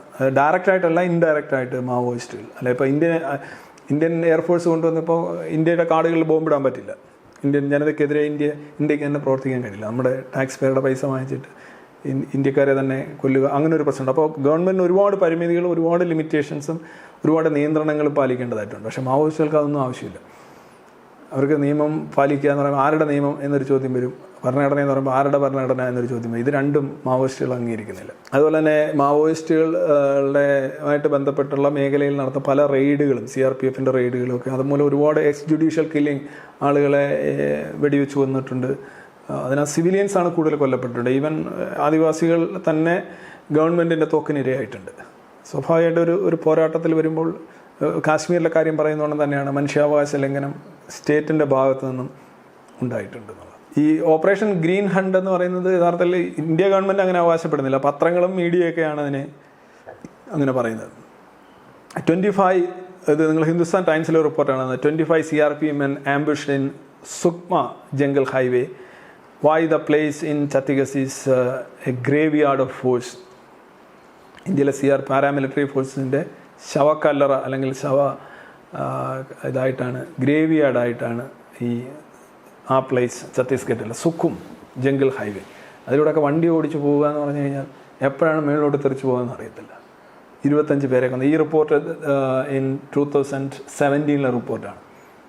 ഒരു പഴയ ഒരു കണക്ക് പറഞ്ഞാൽ ഈ ഓപ്പറേഷൻ ഗ്രീൻ ഹണ്ട് എന്നൊക്കെ പറയുമ്പം ചിദംബരത്തിൻ്റെ കാലഘട്ടത്തിലേ ഉണ്ട്. In 2010 at least 25 policemen died in Maoist overrun a security camp in West Bengal state. Naxalite Maoist leader Kishanji claimed the responsibility for the attack, and he was quoted as saying, "We have attacked the camp and this is our answer to P. Chidambaram's Operation Green Hunt. And unless the center stops this human military operation, we are going to answer this way only." ഇത് operation green ഹണ്ടിനുള്ള മറുപടിയായിട്ടാണ് ഞങ്ങൾ ഈ ആക്രമണം നടത്തിയെന്ന് അന്നത്തെ കിഷൻജി, മാധ്യമങ്ങൾക്കെല്ലാം പ്രിയപ്പെട്ട ഒരു നക്സലിസ്റ്റ് ആയിരുന്നു, അദ്ദേഹം പറഞ്ഞു. ഇത് നിർത്തിയില്ലെന്നുണ്ടെങ്കിൽ ഞങ്ങൾ ഈ രീതിയിൽ ബ്ലാസ്റ്റിംഗ് തുടങ്ങി. 25 പോലീസ് കൊന്നത്. ഇനി ഇതിനകത്തൊരു രസകരമായൊരു കാര്യം വെച്ച് കഴിഞ്ഞാൽ, നക്സലൈറ്റുകൾ വളരെ നിയമമൊന്നും ബാധകമല്ലാത്ത രീതിയിൽ ആക്രമണം അയച്ചു വിടുമ്പോൾ അവർക്കെതിരെ ഈ ഈ നക്സലൈറ്റ് ബാധിത പ്രദേശങ്ങളിൽ ഉണ്ടായിട്ടുള്ള ഈ കൗണ്ടർ മൂവ്മെൻറ്റ് ജനങ്ങളെ തന്നെ ഇറക്കുകയാണ് നക്സലൈറ്റുകൾക്കെതിരെ അല്ലെങ്കിൽ മാവോയിസ്റ്റുകൾക്കെതിരെ. അതിലേറ്റവും പ്രധാനപ്പെട്ടാണ് ഛത്തീസ്ഗഡിലെ സൽവാ ജുദൂം എന്ന് പറയുന്ന ഒരു പ്രസ്ഥാനം. അതൊരു കൗണ്ടർ വിജിലാൻറ്റിസമാണ്. ഈ പശുവിൻ്റെ കാര്യത്തിലൊക്കെ വിജിലാൻറ്റിസം ഉണ്ടല്ലോ, അവർ ചെന്നിട്ട് പശുവിനെ ആരെങ്കിലും മോഷ്ടിച്ചുകൊണ്ട് പോകുന്നോ എന്നൊക്കെ നോക്കിയിട്ട് അവരെ ആക്രമിക്കുന്ന ഒരു പ്രാകൃതമായ കുറേ സംഘങ്ങളുണ്ടല്ലോ. അതേപോലെ ഈ മാവോയിസ്റ്റുകളെ അവരെ ആക്രമണത്തിൽ നിന്ന് ജനങ്ങളെ രക്ഷിക്കാനായിട്ട് അവിടെയുള്ള ജനങ്ങളുടെ ഇടയിൽ നിന്ന് ഉയർന്നു വന്ന പ്രസ്ഥാനമാണ് സൽമാ ജുദൂം എന്ന് പറയുന്നത്. സൽമാ ജുദൂമിൻ്റെ ശരിക്കും ഛത്തീസ്ഗഡിലെ ഒരു കോൺഗ്രസ് MLA ആണ് മഹേന്ദ്ര കർമ്മ എന്നാണ് അദ്ദേഹത്തിൻ്റെ പേര്. അദ്ദേഹമാണ് ഇതിന് രൂപം കൊടുത്തത്. ഇത് ശരിക്കും ഇതിൻ്റെ പേര് പീസ് മാർച്ച് എന്നാണ്. സൽവാ ജുദൂം എന്ന് പറഞ്ഞു കഴിഞ്ഞാൽ പീസ് മാർച്ച്, സമാധാന മാർച്ച് എന്നുള്ള അർത്ഥമാണ്. Or purification hunt. ആക്ച്വലി ഇത് തുടങ്ങിയത് ഒരു മാർച്ച് സമാധാന പ്രേമികളായിട്ടാണെങ്കിലും ഇസ്ലാം ഈസ് പീസ് എന്നൊക്കെ പറയുന്നതാണ് തുടങ്ങിയെങ്കിലും അവസാനം ഇതൊരു ഭയങ്കര ഒരു മിലിഷ്യയായി മാറി, ഒരു സായുധ വിഭാഗമായിട്ട് മാറി. അവർ ആക്രമണങ്ങൾ നടപ്പിലാക്കാൻ തുടങ്ങി. അവരുടെ ഡിക്റ്റേറ്റ്സ് ഈ ജനങ്ങളുടെ മേൽ അടിച്ചേൽപ്പിക്കാൻ തുടങ്ങി. അങ്ങനെ ഇവർ പലരെയും അവർ താമസിച്ചുകൊണ്ടിരുന്ന കുടിലുകൾ വിട്ടിട്ട് ഈ ക്യാമ്പുകളിൽ പോയി താമസിക്കാനായിട്ട് ആവശ്യപ്പെട്ടു. മാവോയിസ്റ്റുകളെ നേടുന്നതിൻ്റെ പേരിൽ സ്വന്തം കുടിലുകൾ വിട്ടിട്ട് പോകാൻ വിസമ്മതിച്ചവരെ വെടിവെച്ച് കൊല്ലുക, അവരെ നശിപ്പിക്കുക. വലിയ തോതിലും ഈ കുടിലുകളെല്ലാം, ആദിവാസികളുടെ കുടിലുകളെല്ലാം തീയിട്ടു. അപ്പോൾ ഈ ഒരു ഘട്ടമായപ്പോഴത്തേക്ക് ഈ സൽവാ ജുദൂം എന്ന് പറഞ്ഞു കഴിഞ്ഞാൽ മാവോയിസ്റ്റുകൾ എന്താണോ ജനങ്ങളോട് ചെയ്യുന്നത് അല്ലെങ്കിൽ സ്റ്റേറ്റിനോട് ചെയ്യുന്നത് അതിന് അതേ നാണയത്തിൽ മറുപടി കൊടുക്കുക, അല്ലെങ്കിൽ അവരുടെ ടേസ്റ്റ് ഓഫ് ഓൺ മെഡിസിൻ കൊടുക്കുക എന്നുള്ള രീതിയിലാണ് തുടങ്ങിയത്. മാവോയിസ്റ്റുകൾ വല്ലാതെ പകച്ചുപോയി. പക്ഷേ ഇവർ ഈ രക്ഷകരായി വന്ന ഇവർ, അല്ലെങ്കിൽ സമാധാനപ്രേമികളായിട്ട് വന്നവർ, ഇവർ യഥാർത്ഥത്തിൽ ഈ ജനങ്ങൾക്കൊരു വലിയ ഭീഷണിയായിട്ട് മാറി. അപ്പോൾ ഇതിനകത്ത് നിങ്ങൾ കാണുന്ന NDTVയിലെ 2008 ഈ തുടങ്ങിയ ആൾ തന്നെ പറയുകയാണ്, such a mob has no conscience, I had never imagined it would turn out this way. ഇത്ര ഒരു മോബിന് യാതൊരു മനസാക്ഷിയില്ല, ഇതിങ്ങനെ ആയിത്തീരുമെന്ന് ഞാൻ പോലും കരുതിയില്ലെന്നാണ് അത് തുടങ്ങിയ ഇദ്ദേഹം കർമ്മ പറയുന്നത്. On July 2011, the Supreme Court, in a case filed by Nandini Sundar and others, declared the militia to be illegal and unconstitutional and ordered its disbanding. 2011 supreme കോടതി പറഞ്ഞു, ഇങ്ങനെ ഈ സൽവാ ജുദൂം പോലെയുള്ള സാധനങ്ങൾ നിയമം കയ്യിലെടുക്കുന്ന ജനങ്ങളുടെ പ്രസ്ഥാനങ്ങൾ ഇത് അനുവദിക്കാനേ സാധിക്കില്ല, അത് പെട്ടെന്ന് പിരിച്ചു വിട്ടോണം എന്ന് പറഞ്ഞു. അങ്ങനെയാണ് സൽമാ ജുദൂം അവസാനിക്കുന്നത്. പക്ഷേ സൽവാ ജുദൂമിൻ്റെ നേതാവായിട്ടുള്ള കർമ്മേ, മഹേന്ദ്ര കർമ്മ എന്ന് പറയുന്ന കോൺഗ്രസ് നേതാവിനെ നക്സലൈറ്റുകൾ കൊല്ലുക തന്നെ ചെയ്തു. ഈ റിപ്പോർട്ട് നിങ്ങൾ നോക്കുക. Maoist attack in Chhattisgarh, senior Congress leader Mahendra കർമ്മ കിൽഡ്, അതേഴ്സ് കിഡ്നാപ്ഡ്. അദ്ദേഹത്തിൻ്റെ കൂടെ വേറെ നേതാക്കളുണ്ട്, അവരെല്ലാം കൊല്ലപ്പെട്ടു. അത് ഭയങ്കര, രാഹുൽ ഗാന്ധിയൊക്കെ അവിടെ പോയതായിരുന്നു.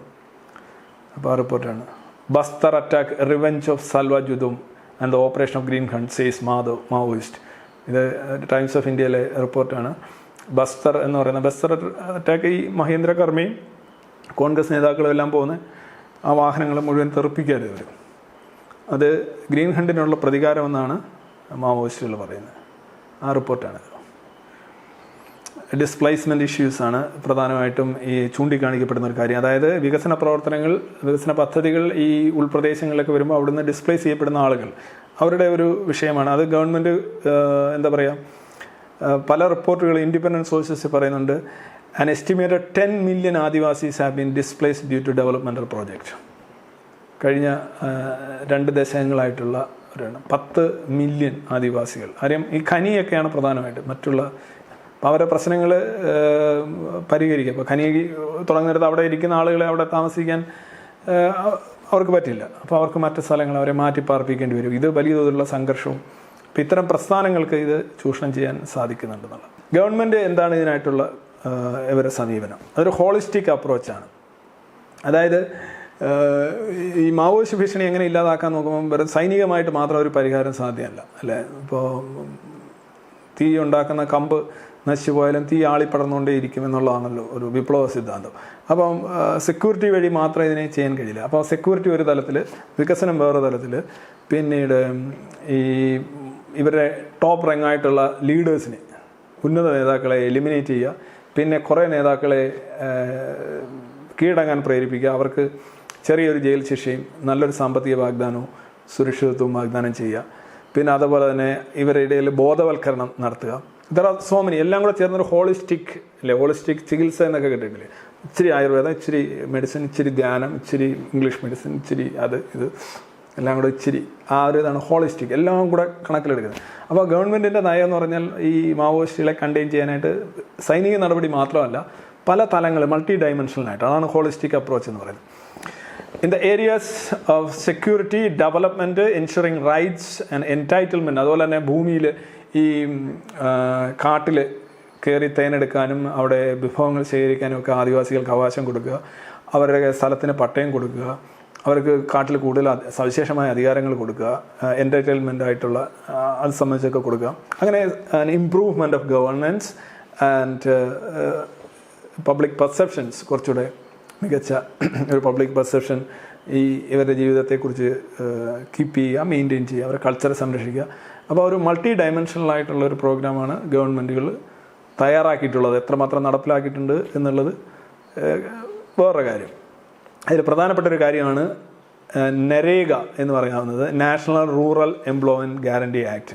അത് നമുക്കിവിടെയൊക്കെ അറിയാം. Under EGA you have a right to 100 days of employment. എല്ലാവർക്കും 100 ദിവസം എംപ്ലോയ്മെൻറ്റ്. നമ്മുടെ തൊഴിലുറപ്പ് പദ്ധതി തന്നെയാണ് അത്. In an year each family within 5 kilometers of your residence within 15 days of application on local development project. എന്തെങ്കിലും ഒരു ലോക്കൽ ഡെവലപ്മെൻറ്റ് പ്രോജക്റ്റിൽ നിങ്ങൾക്ക് കിട്ടിയിരിക്കും. വിതിൻ 5 kilometerനുള്ളിൽ ജോലി കിട്ടിയിരിക്കും. 5 kilometersനുള്ളിൽ 100 ദിവസം 365 ദിവസത്തിൽ ജോലി. അത് അവിടെ ഏർപ്പെടുത്തി. അത് വലിയ തോതിൽ വിജയമായിരുന്നു. ഇനി മാവോയിസ്റ്റുകൾ യഥാർത്ഥത്തിൽ അവരെ ഏറ്റവും വലിയൊരു അലർജി എന്ന് പറഞ്ഞാൽ ജനാധിപത്യ പ്രക്രിയയോടും ഇലക്ഷൻ ഇരിക്കുന്നുണ്ട്. ഒരു CPI-ML ഒക്കെ ബീഹാറിലൊക്കെ നല്ല ശക്തിയായിരുന്നു. അവർ പിന്നെ ഇലക്ഷനൊക്കെ നിന്ന് 1-2 സീറ്റൊക്കെ നേടി. പണ്ടാദ്യം അവിടെ CPI വലിയൊരു ശക്തിയായിരുന്നു, ഗംഗാതടങ്ങളിലൊക്കെ. അതിനുശേഷം അവരെ ഇത് പോയി. പിന്നെ രണ്ടായിട്ട് ഡിവൈഡ് ചെയ്തപ്പോൾ ശരിക്കും ഈ ലാലു പ്രസാദ് CPI ശരിക്കും പർച്ചേസ് ചെയ്തോളാം. ജാർഖണ്ഡിലായിരുന്നു CPIയുടെ പിന്നെ സ്വാധീനം. പിന്നെ അവിടുന്ന് CPI-ML വലിയ കക്ഷിയായി. CPI-ML ഇപ്പോൾ യഥാർത്ഥത്തിൽ വലിയ സ്വാധീനമൊന്നും ഇലക്ഷനിൽ കാണിക്കുന്നില്ല. CPI ഓൾറെഡി, CPI-ML ഇവരെല്ലാം തന്നെ ജനാധിപത്യ പ്രക്രിയയുടെ ഭാഗമായിട്ട് പോയി കഴിഞ്ഞു. പക്ഷേ മാവോയിസ്റ്റുകൾ പോകാൻ തയ്യാറില്ലെന്ന് മാത്രമല്ല, അവർ ഇലക്ഷൻ പങ്കെടുക്കുന്ന ജനങ്ങളെ അതിനെതിരായി പ്രചരണം നടത്തുകയും ചെയ്തിട്ടുണ്ട്. ഇതൊരു റിപ്പോർട്ട് 2018 റിപ്പോർട്ടാണ്. The Maoist banners call for election boycott in Chhattisgarh tribal areas. ഇനി 2018 ഇലക്ഷനിൽ Bijapur in Karnataka state and Konta in Chhattisgarh state. These states saw 49% and 55% turnout rate respectively for the 2018 state legislative assembly elections. ഈ സ്ഥലങ്ങളിലൊക്കെ പോളിംഗ് വളരെ കുറയാൻ ഉള്ള പ്രധാന കാരണങ്ങളിലൊന്ന് ഇവരുടെ ബഹിഷ്കരിക്കാനായിട്ടുള്ള ആഹ്വാനമാണ്. ഈ കയ്യിൽ മഷി വരേണ്ട ഇതുമായിട്ട് ആദിവാസി കുടിയിൽ പ്രത്യക്ഷപ്പെട്ട് കഴിഞ്ഞാൽ കൂടെ ഉള്ളവർ തന്നെ റിപ്പോർട്ട് ചെയ്യും. ബിഗ് ബ്രദർ ഈസ് വാച്ചിങ് എന്ന് പറയുന്നതാണ്. അവൻ വോട്ട് ചെയ്തു എന്ന് പറഞ്ഞാൽ അവിടെ ചെല്ലും, അവനെ പിടിച്ചപ്പോഴേ വിസ്തരിച്ച് വെടിവെച്ചു കൊല്ലുക. ഇങ്ങനെ കുറേ സംഭവം 1-2 പേരെ ചെയ്യുമ്പോൾ പിന്നെ വേറെ ആരും പോയി വോട്ട് ചെയ്യത്തില്ല. അപ്പോൾ ജനാധിപത്യ വിരുദ്ധത എന്ന് പറയുന്നത് ഇവരുടെ ഒരു വലിയൊരു ഇതാണ്. അതുപോലെ തന്നെ പല മാവോയിസ്റ്റ് നേതാക്കളും കുറേ കഴിഞ്ഞിട്ട് കീഴടങ്ങിയിട്ടുണ്ട്. ടോപ്പ് റാങ്കായിട്ടുള്ള പല ആൾക്കാർ. അതിലൊരാളാണ് നകുൽ യാദവും അയാളുടെ കൂടെ ഉണ്ടായിരുന്ന മദൻ യാദവും. ഇയാളുടെ ഒരു വലിയ രസമാണ്. ഇയാളെക്കുറിച്ച് ഒരുപാട് പരാതികളൊക്കെ ഉയർന്നിട്ടുണ്ടായിരുന്നു. ഇയാൾ ദശകങ്ങളോളം മാവോയിസ്റ്റ് പ്രവർത്തകനായിരുന്നു. പക്ഷേ ഇയാൾ അവസാനം കീഴടങ്ങിയതിന് കാരണം 20 ലക്ഷം രൂപയാണ് ഇയാളുടെ തലയ്ക്ക് വില പറഞ്ഞിരുന്നത്. അയാൾ കീഴടങ്ങാൻ പ്രധാന കാരണമായിട്ട് പോലീസ് തന്നെ പറയുന്നത് അയാൾക്ക് വേണ്ടി 8 കോടിയോളം അദ്ദേഹത്തിന് സ്വത്തുണ്ടായിരുന്നു. ഈ സ്വത്ത് പിടിച്ചെടുക്കുമെന്നുള്ള അവസ്ഥ വന്നപ്പോഴാണ് ഈ ദശകങ്ങൾ നീണ്ട തൻ്റെ മാവോയിസ്റ്റ് ജീവിതം അവസാനിച്ചിട്ട് മുഖ്യധാരയോട് ചേർന്നു. ഇവരൊക്കെ ഉദ്ദേശിച്ചത് ചെറിയൊരു ജയിൽ ശിക്ഷ, പിന്നെ നല്ലൊരു പല രീതിയിലുള്ള ജോലി അല്ല അങ്ങനെയൊക്കെയുള്ള സാധനം, പിന്നെ വേറെ പണിഷ്മെൻ്റൊന്നുമില്ല. അങ്ങനെയാണ് ഇവർ പുറത്ത് വരുന്നത്. സ്വന്തം മാവോയിസ്റ്റ് ജീവിതത്തേക്കാൾ നല്ല ജീവിതം പുറത്തുണ്ടാകും എന്ന് ഉറപ്പ് വന്നപ്പോഴാണ് ഈ നേതാക്കൾ, യഥാർത്ഥത്തിൽ എത്രയോ ആൾക്കാർ ഇതിനകത്ത് ഉൾപ്പെട്ടുള്ള ആൾക്കാർക്ക് പുറത്ത് വരണമെന്ന് ആഗ്രഹമുണ്ട്. അവരുടേതല്ല തെറ്റുകൊണ്ട് ഇതിനകത്ത് വരികയും പിന്നീട് അതിനകത്ത് കണ്ടിന്യൂ ചെയ്യാൻ ബാധ്യതരാകുകയും ചെയ്യുന്നത്. അവർക്ക് വേണ്ടിയാണ് ഞാൻ പറഞ്ഞ ഈ ഇൻ്റഗ്രേറ്റഡ് പ്രോഗ്രാമാണ്, ഹോളിസ്റ്റിക് പ്രോഗ്രാം. ഇത് ഈ ജാർഖണ്ഡിലാണ്. നകുൽ യാദവ് 47, ഏലിയാസ് അർജുൻ, ഏലിയാസ് ജവഹർ യാദവ്, ഏലിയാസ് ബുദ്ധ, ഒരാളുടെ പേര് തന്നെ പല പല പേരാണ്. ഇവർക്ക് പല പല പേരുകളാണ് ഒരേ സമയം ഉണ്ടാവുക. എൻ്റെ സോണൽ കമാൻഡർ മദൻ യാദവ് 36. ഇനി എലിമിനേഷൻ ഓഫ് ടോപ്പ് റൺ, അതായത് മാവോയിസ്റ്റുകളെ ദുർബലപ്പെടുത്താൻ ഒരു മറ്റൊരു പദ്ധതിയുടെ ഭാഗമായിട്ട് ഗവൺമെൻറ് അവരുടെ പ്രമുഖ നേതാക്കളെ മേളിലിരിക്കുന്ന തല കുറേ കൊയ്തിട്ടുണ്ട്. അതിൽ പ്രധാനമാണ് കൊയ്യൂരു, ആന്ധ്രാപ്രദേശിൽ 1999 3 പ്രധാനപ്പെട്ട നേതാക്കൾ. അവരുടെ പേര് മുരളി, ശ്യാം ആൻഡ് മഹേഷ്. അവർക്ക് വേറെ പേരുകളൊക്കെ ഉണ്ട്. ഇവരെ 3 പേരെയും കൊല ചെയ്യാനുണ്ടായത്. ഇതിന് പകരം വീട്ടുവന്നതിന് പ്രധാനമായിട്ട് നേതൃത്വം കൊടുത്തത് നളിൻ പ്രഭാത് എന്ന് പറയുന്ന SP ആയിരുന്നു, SP ഓഫ് കരീംനഗർ ഡിസ്ട്രിക്റ്റ് ആണ്. And he was figured prominently as being responsible for the. സാധാരണ ഒരു പോലീസുകാർ ഈ മാവോയിസ്റ്റുകളെ കൊന്നു കഴിഞ്ഞാൽ ഇന്നാരെന്നൊന്നും പറയാറില്ല. പക്ഷേ ഇതിനകത്ത് നളിൻ പ്രഭാത് തന്നെയാണ് എന്ന് വളരെ വ്യക്തമായി പറഞ്ഞു. അദ്ദേഹത്തെ കൊല്ലുമെന്ന് അന്ന് രാമകൃഷ്ണ, നക്സൽ നേതാവായിട്ട് വളരെ പ്രസിദ്ധനായിട്ടുള്ള ആളാണ്, അല്ലെ പ്രസിദ്ധിയോ കുപ്രസിദ്ധിയോ, ഈ കൊല്ലുമെന്ന് അന്ന് തന്നെ പറഞ്ഞാണ്. പല ഘട്ടങ്ങളിലായിട്ട് ഇദ്ദേഹത്തെ ഇത് ഇൻസിഡൻറ്റ് നടക്കുന്നത് 1999 കൊയ്യൂരിലാണ്. In 2004 the Maoist leaders publicly declared death to. 2004 Maoist നേതാക്കൾ ഈ നളിൻ പ്രഭാതിനെ കൊല്ലുമെന്ന് പരസ്യമായി പ്രഖ്യാപിച്ചതാണ്. But then he had moved to central deputation and returned in 2017 only. അതിനുശേഷം അദ്ദേഹം സെൻട്രൽ ഡെപ്യൂട്ടേഷന് പോയി. 2017 വീണ്ടും തിരിച്ചു വന്നു. അപ്പോഴും ഈ കൊല്ലും എന്നുള്ള ഒരു ഭീഷണി നിലനിന്നിരുന്നു. എന്നിട്ട് അദ്ദേഹം വീണ്ടും ഡെപ്യൂട്ടേഷനിൽ പോയി.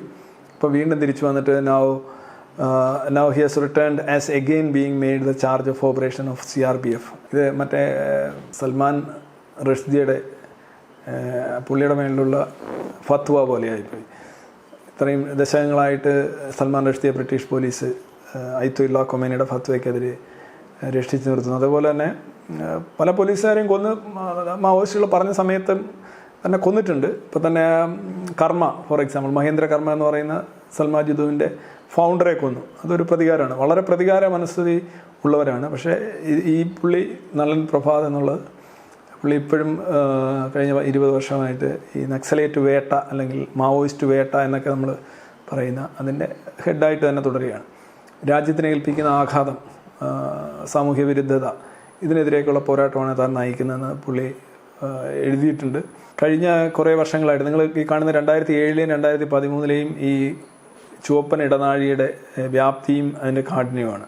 2017 ആകുമ്പോൾ സ്വാധീന പ്രദേശങ്ങൾ, ആക്ടിവിറ്റി കൂടുതലുള്ള പ്രദേശങ്ങൾ, അതൊക്കെ വലിയ തോതിൽ കുറയുകയാണ്. ഇപ്പോൾ രോഗം വലിയ തോതിൽ, ഇത് സാധാരണ ലബോറട്ടറി റിസൾട്ടിലൊക്കെ കാണുമല്ലോ, കുറഞ്ഞ് വരികയാണ്, നേർത്ത് വരികയാണ്. ഇപ്പോൾ while this is the biggest operation group, there are still numerous Naxalite factions active in the country's eastern cities along what has been famously dubbed as the Red Corridor. Some of the states in which the Maoists have a relatively strong presence include Chhattisgarh, Odisha, Jharkhand, Bihar and Andhra Pradesh.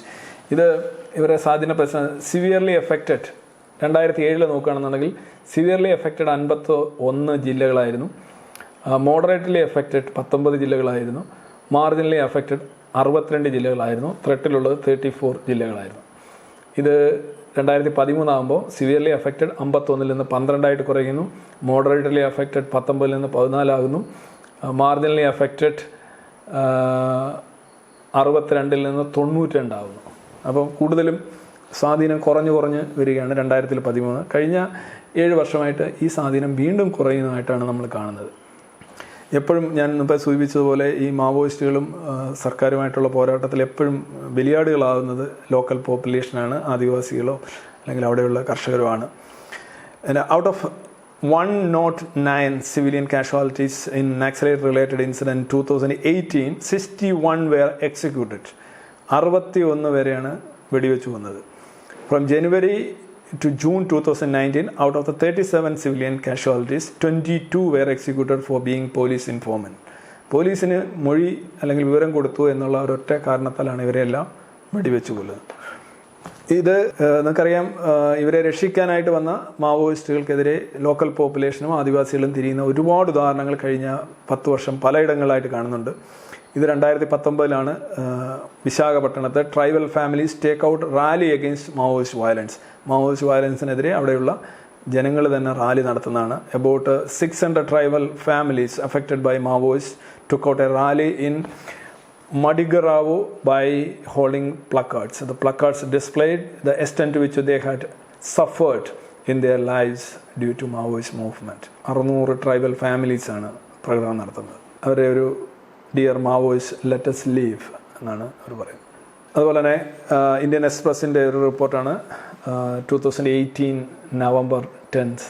Adivasis accuse Maoist of anti tribal activities in Khammam. Khammam അറിയാമല്ലോ, ഇവിടുത്തെ കമ്മ്യൂണിസ്റ്റുകാർക്കെല്ലാം വളരെ പ്രധാനപ്പെട്ട ഖമ്മം ഒരു parliamentary മണ്ഡലം CPI CPM ഒക്കെ സ്ഥിരം മത്സരിക്കുക. Nalgonda, Khammam, okay. കുറേ നാൾ അവരുടെ കയ്യിലാണ്. ഇപ്പോഴും അതിന് അങ്ങനെ ഒരു ബാക്ക്ഗ്രൗണ്ട് ഉണ്ട്. അസംബ്ലി ഇലക്ഷനിലൊക്കെ ജയിക്കാറുണ്ട്. പണ്ട് തെലുങ്കാനയായിട്ട് ബന്ധപ്പെട്ട ആ ഒരു ചരിത്രമാണ്. The Maoist no longer fighting against imperialist landlord. അതാണ് ഏറ്റവും വലിയ പ്രധാനം. Adivasi accuses of Maoist of anti tribal activities Khammam. അതുപോലെ തന്നെ Maoist on the back foot in remote Swabhiman Anchal in Odisha.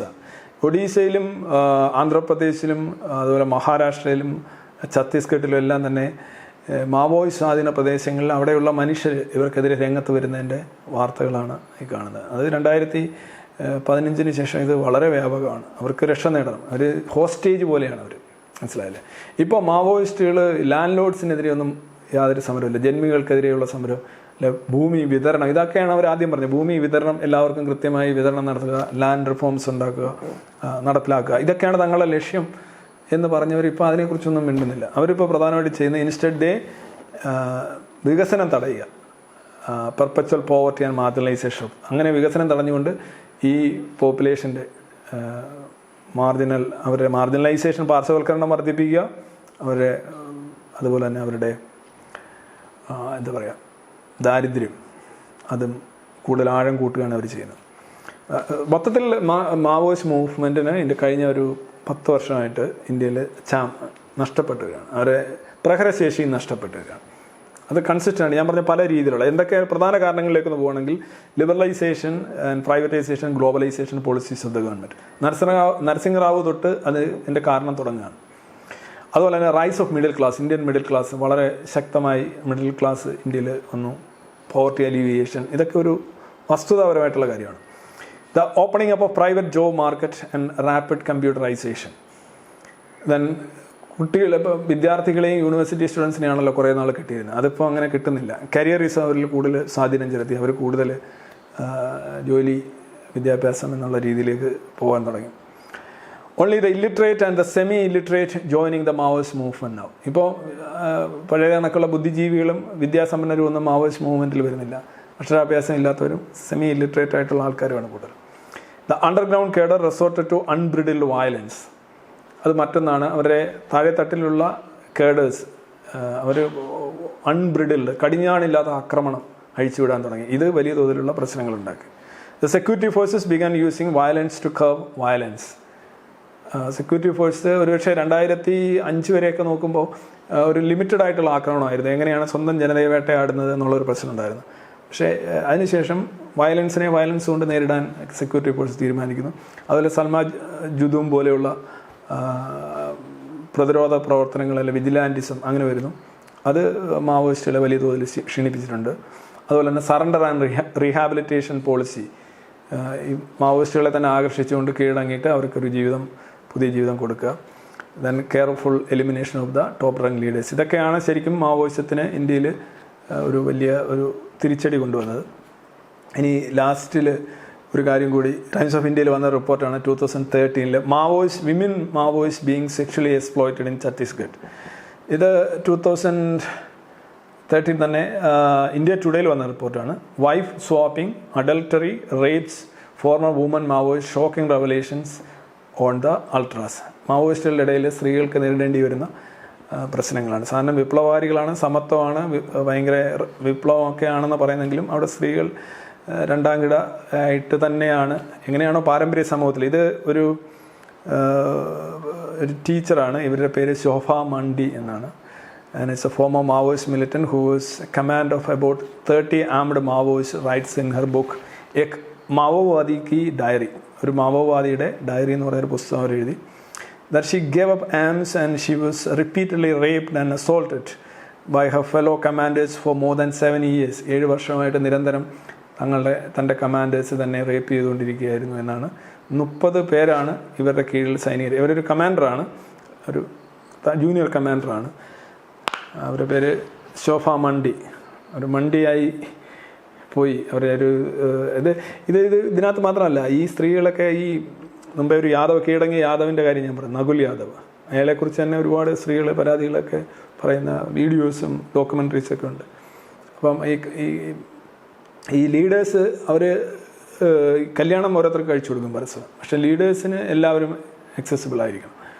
അതാണ് അതിൻ്റെ ഒരു നിയമം. ആയത്ത് അങ്ങനെയാണ് അവിടെ പോകുന്നത്.